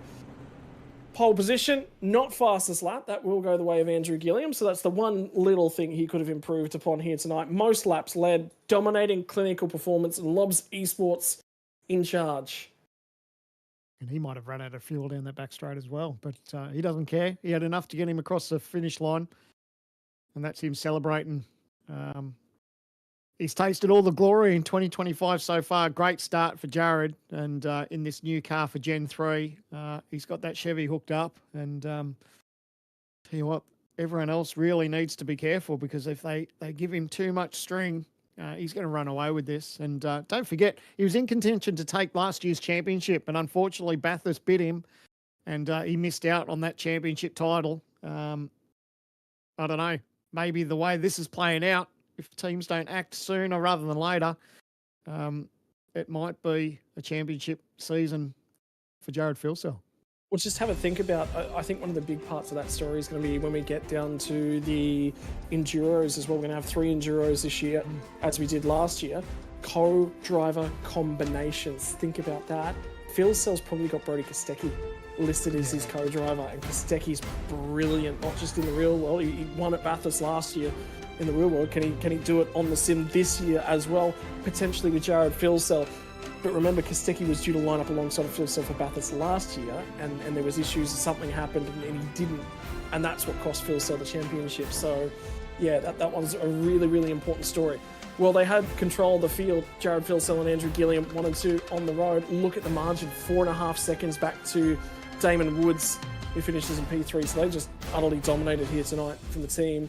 Brady Myers out of P4, Robbie Gibbs, Jake Maloney and Josh Anderson had pace here tonight, just not able to make enough of it. Josh Anderson, think about that from his perspective. That could have been a podium effort for him here tonight. He looks really, really good in the Gen 3 chassis, the best he's driven in a very good while.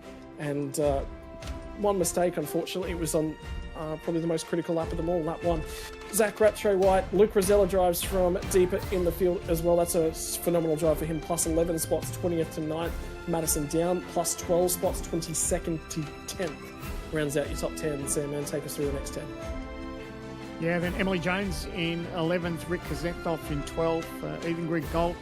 He was having his fair battle throughout tonight too in P13. Cody Deeth in 14th, Jordan Ross in 15th, Jacob O'Reilly from Vermilion Esports in 16th, Lachlan Capel, ERT in 17th, James Scott obviously didn't get to bounce back as much as he would have liked. That'll hurt him a little bit tonight, but hey, it's only round 3. He'll bounce back for next round, no doubt about that. But a little bit unfamiliar territory for James Spot back in 18th. Then Adam Briggs in 19th and Dylan Burst rounding out your top 20. With the page, Ben Faulkner manages to get it home in 21st with Wayne Burke, the 2 Vermilion Esports cars right there. Matt Bowler, Kurt Stenberg, good drive from him, up to 24th. Dylan Pereira, Kobe Williams, Brenton Hobson, Tyson Broad managed to gain spots after his best qualifying performance of the season as well. Actually, sorry, my apologies. He did actually lose 4 stops for Tyson Broad, qualified in 24th spot, but he's very, very happy with that qualifying performance. In for Griffin Gardner, that's a weird one. We still don't know what happened to him all the way back on lap 1, but fell through the field, drove it back to 30th.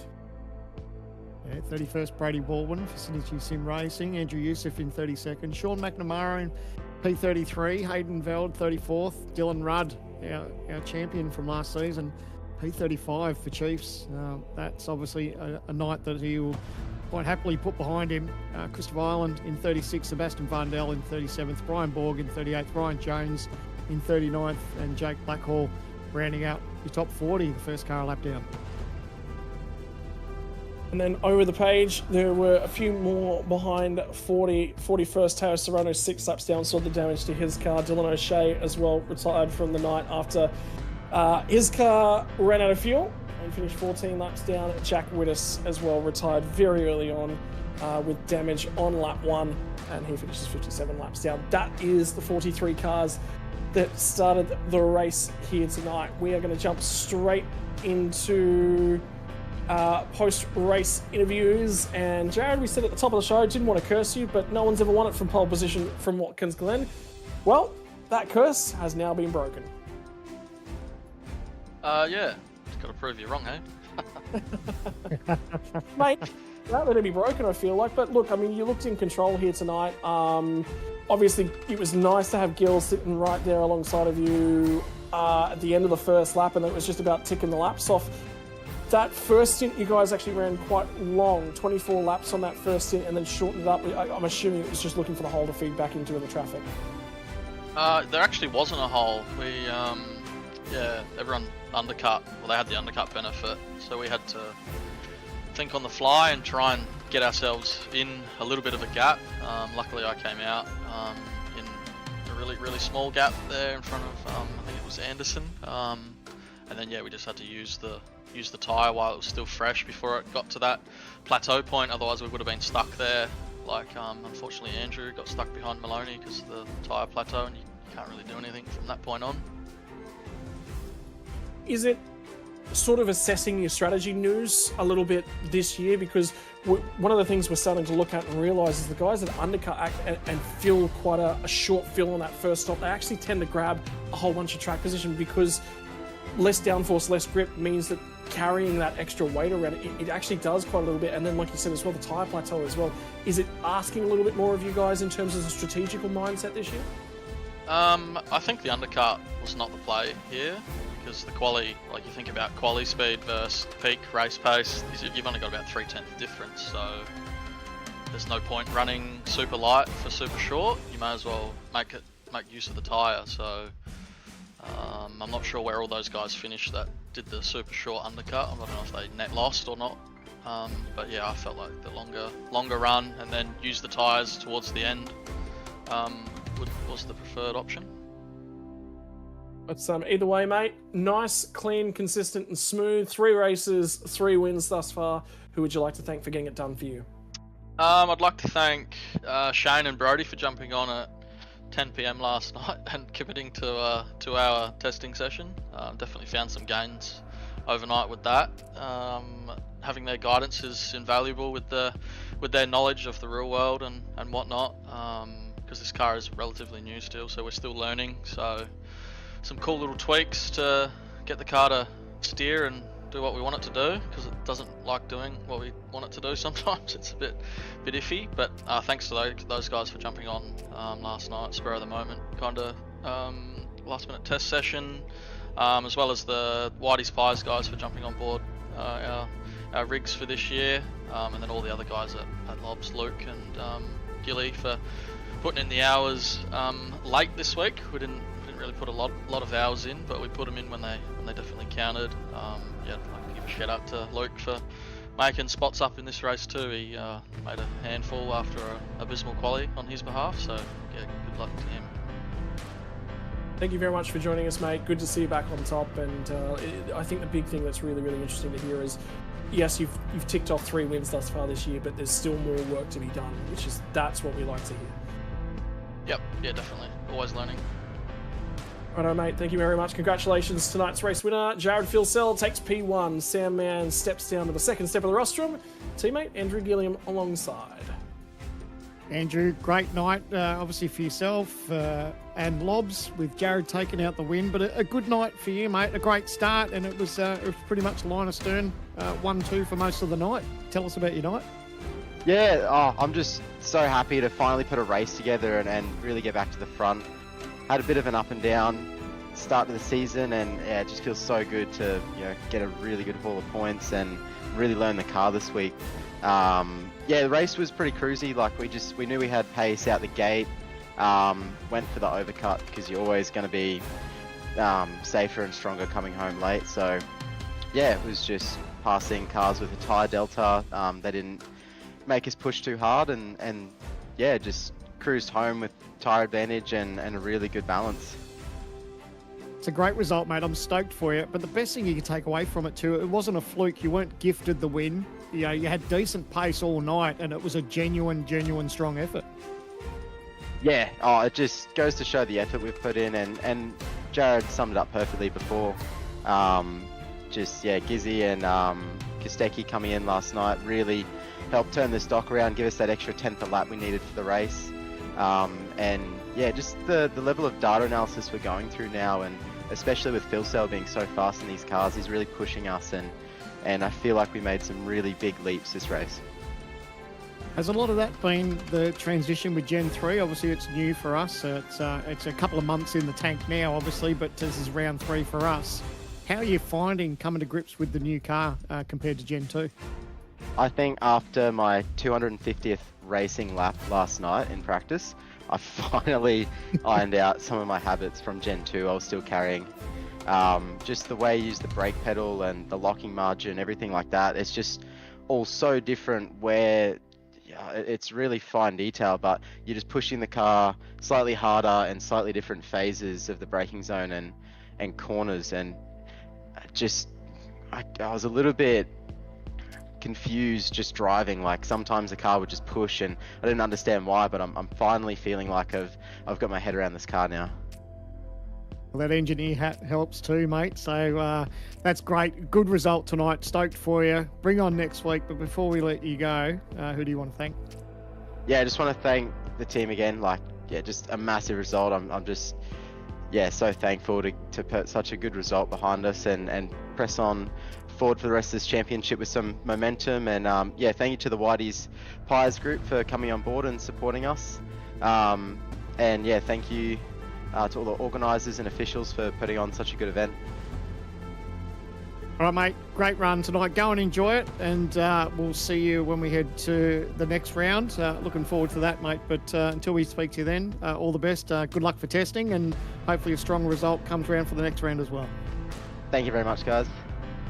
Cheers, mate. There you go, Scotty. Andrew Gilliam, a strong second place tonight, and you've caught up with P3, Damon Woods.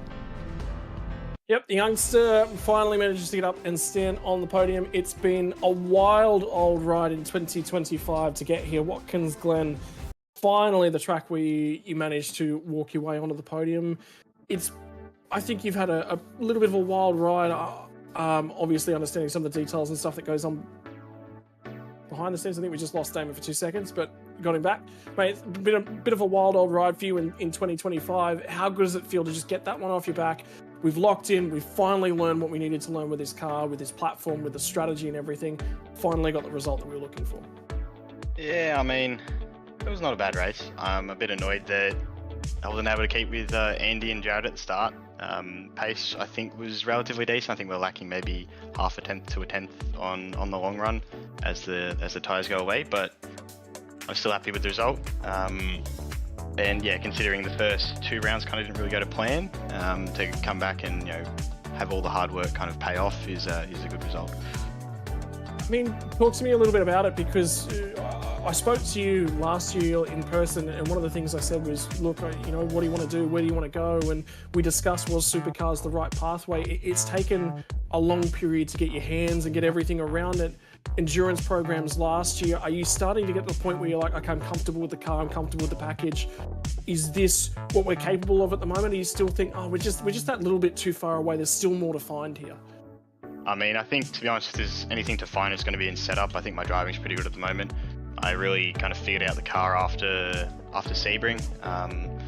So going into Red Bull Ring, I was very confident, and yeah, the pace was good, and we hit the setup on the head, and it showed. Our pace was very, very good, but I think here we kind of missed it slightly, and as a result, we end up just losing that little bit to Jared and the Lobs boys, and yeah, that's why we end up 5 seconds behind at the end of a 57 lap race. So yeah, in the end, I'm happy with how I drove.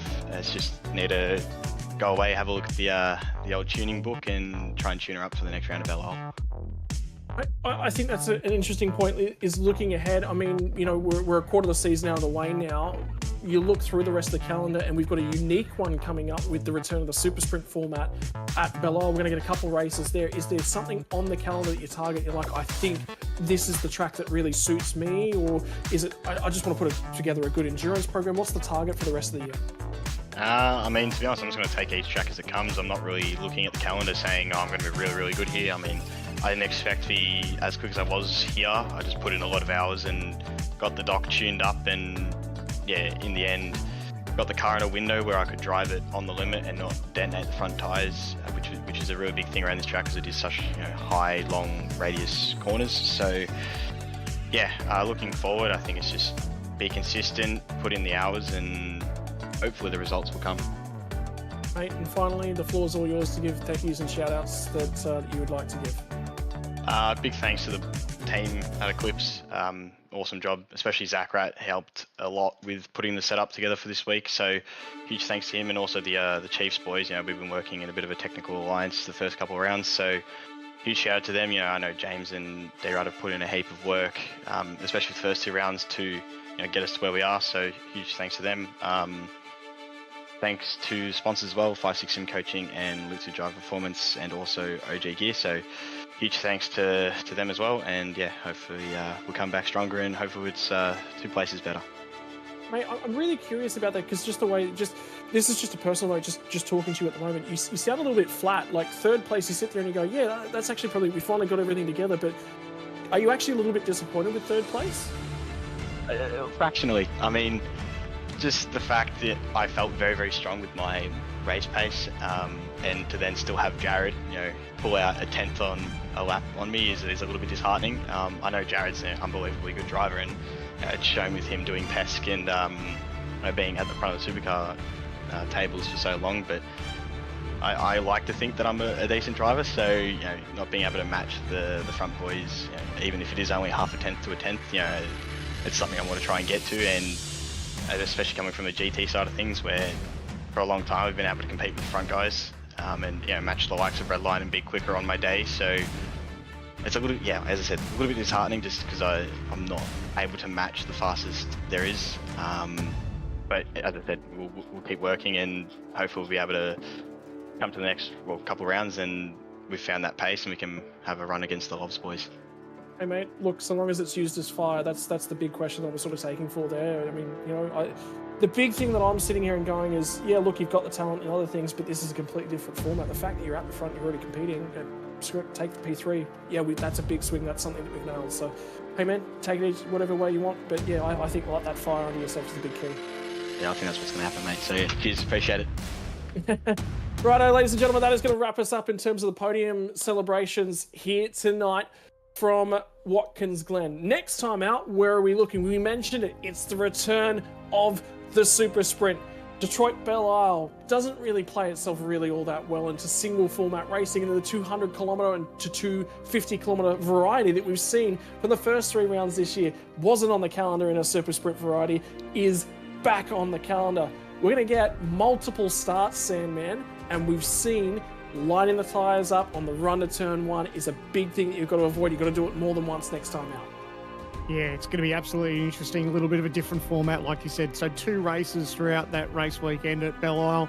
It's really going to be interesting. Looking forward to seeing how it all plays out. But is anyone going to be able to stop Jared Filsell? Only time will tell. Well, that's the big key. Can anyone stop him? The first quarter of the season's now done. The learning, all of those little bits and pieces, the twisting of the dials, the tightening of the screws, what makes this car tick. The bulk of that work has now been done. Who is going to rise to the occasion? Is it going to be Damon Woods? Said that he's a little bit disappointed with P3. Is it going to be somebody from the Trans-Tasman outfit? Is somebody else from Evolution Racing Team? Think about how good Robbie Gibbs is driving this year as well. Who's going to surprise us? Detroit Belle Isle, it creates races, it creates stories. Will you be here to witness the next round on May the 28th? We'll join you all then. Ladies and gentlemen, thank you for joining us. On behalf of myself, on behalf of Sandman, the production crew, the stewards, everyone that puts this series on, thank you to the sponsors. Thank you to you all for tuning in. We'll see you next time.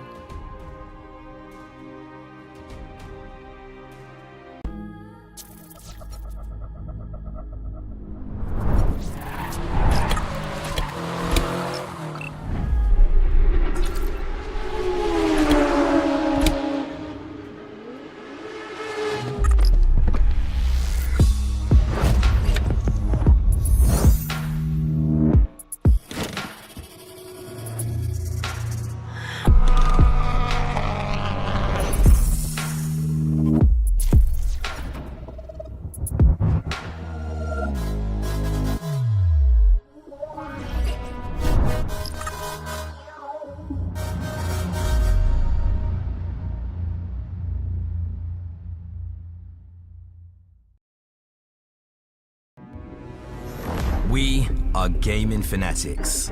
Our goal has never been to just play games.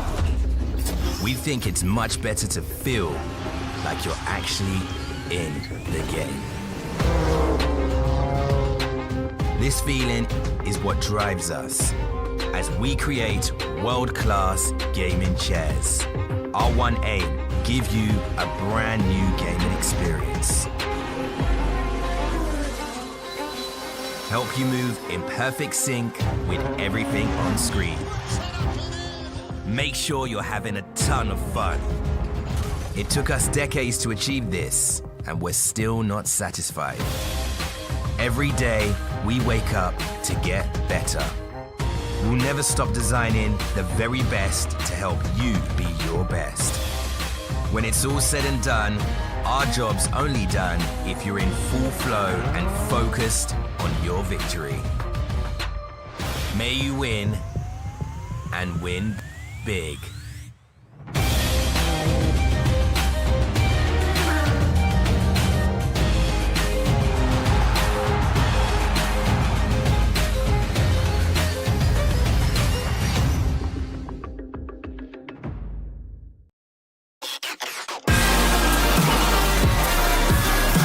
Hi, my name's Courtney Prince, and last year I competed in Porsche Carrera Cup with BWT. Today I've been on the sims with the OG race gear. I love the new gloves. They're really breathable and awesome, so you don't get sweaty hands using your normal race gloves on the sim.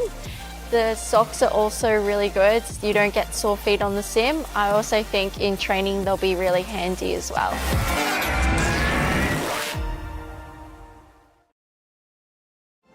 Weekend in, weekend out, Motorsport Australia officials are making waves. From waving flags, waving cars through pit lane, or responding to a wave for help. Wave hello to new lifelong friends. Who knows, you might just make waves around the world. Ride the first wave Search Motorsport Australia Officials today.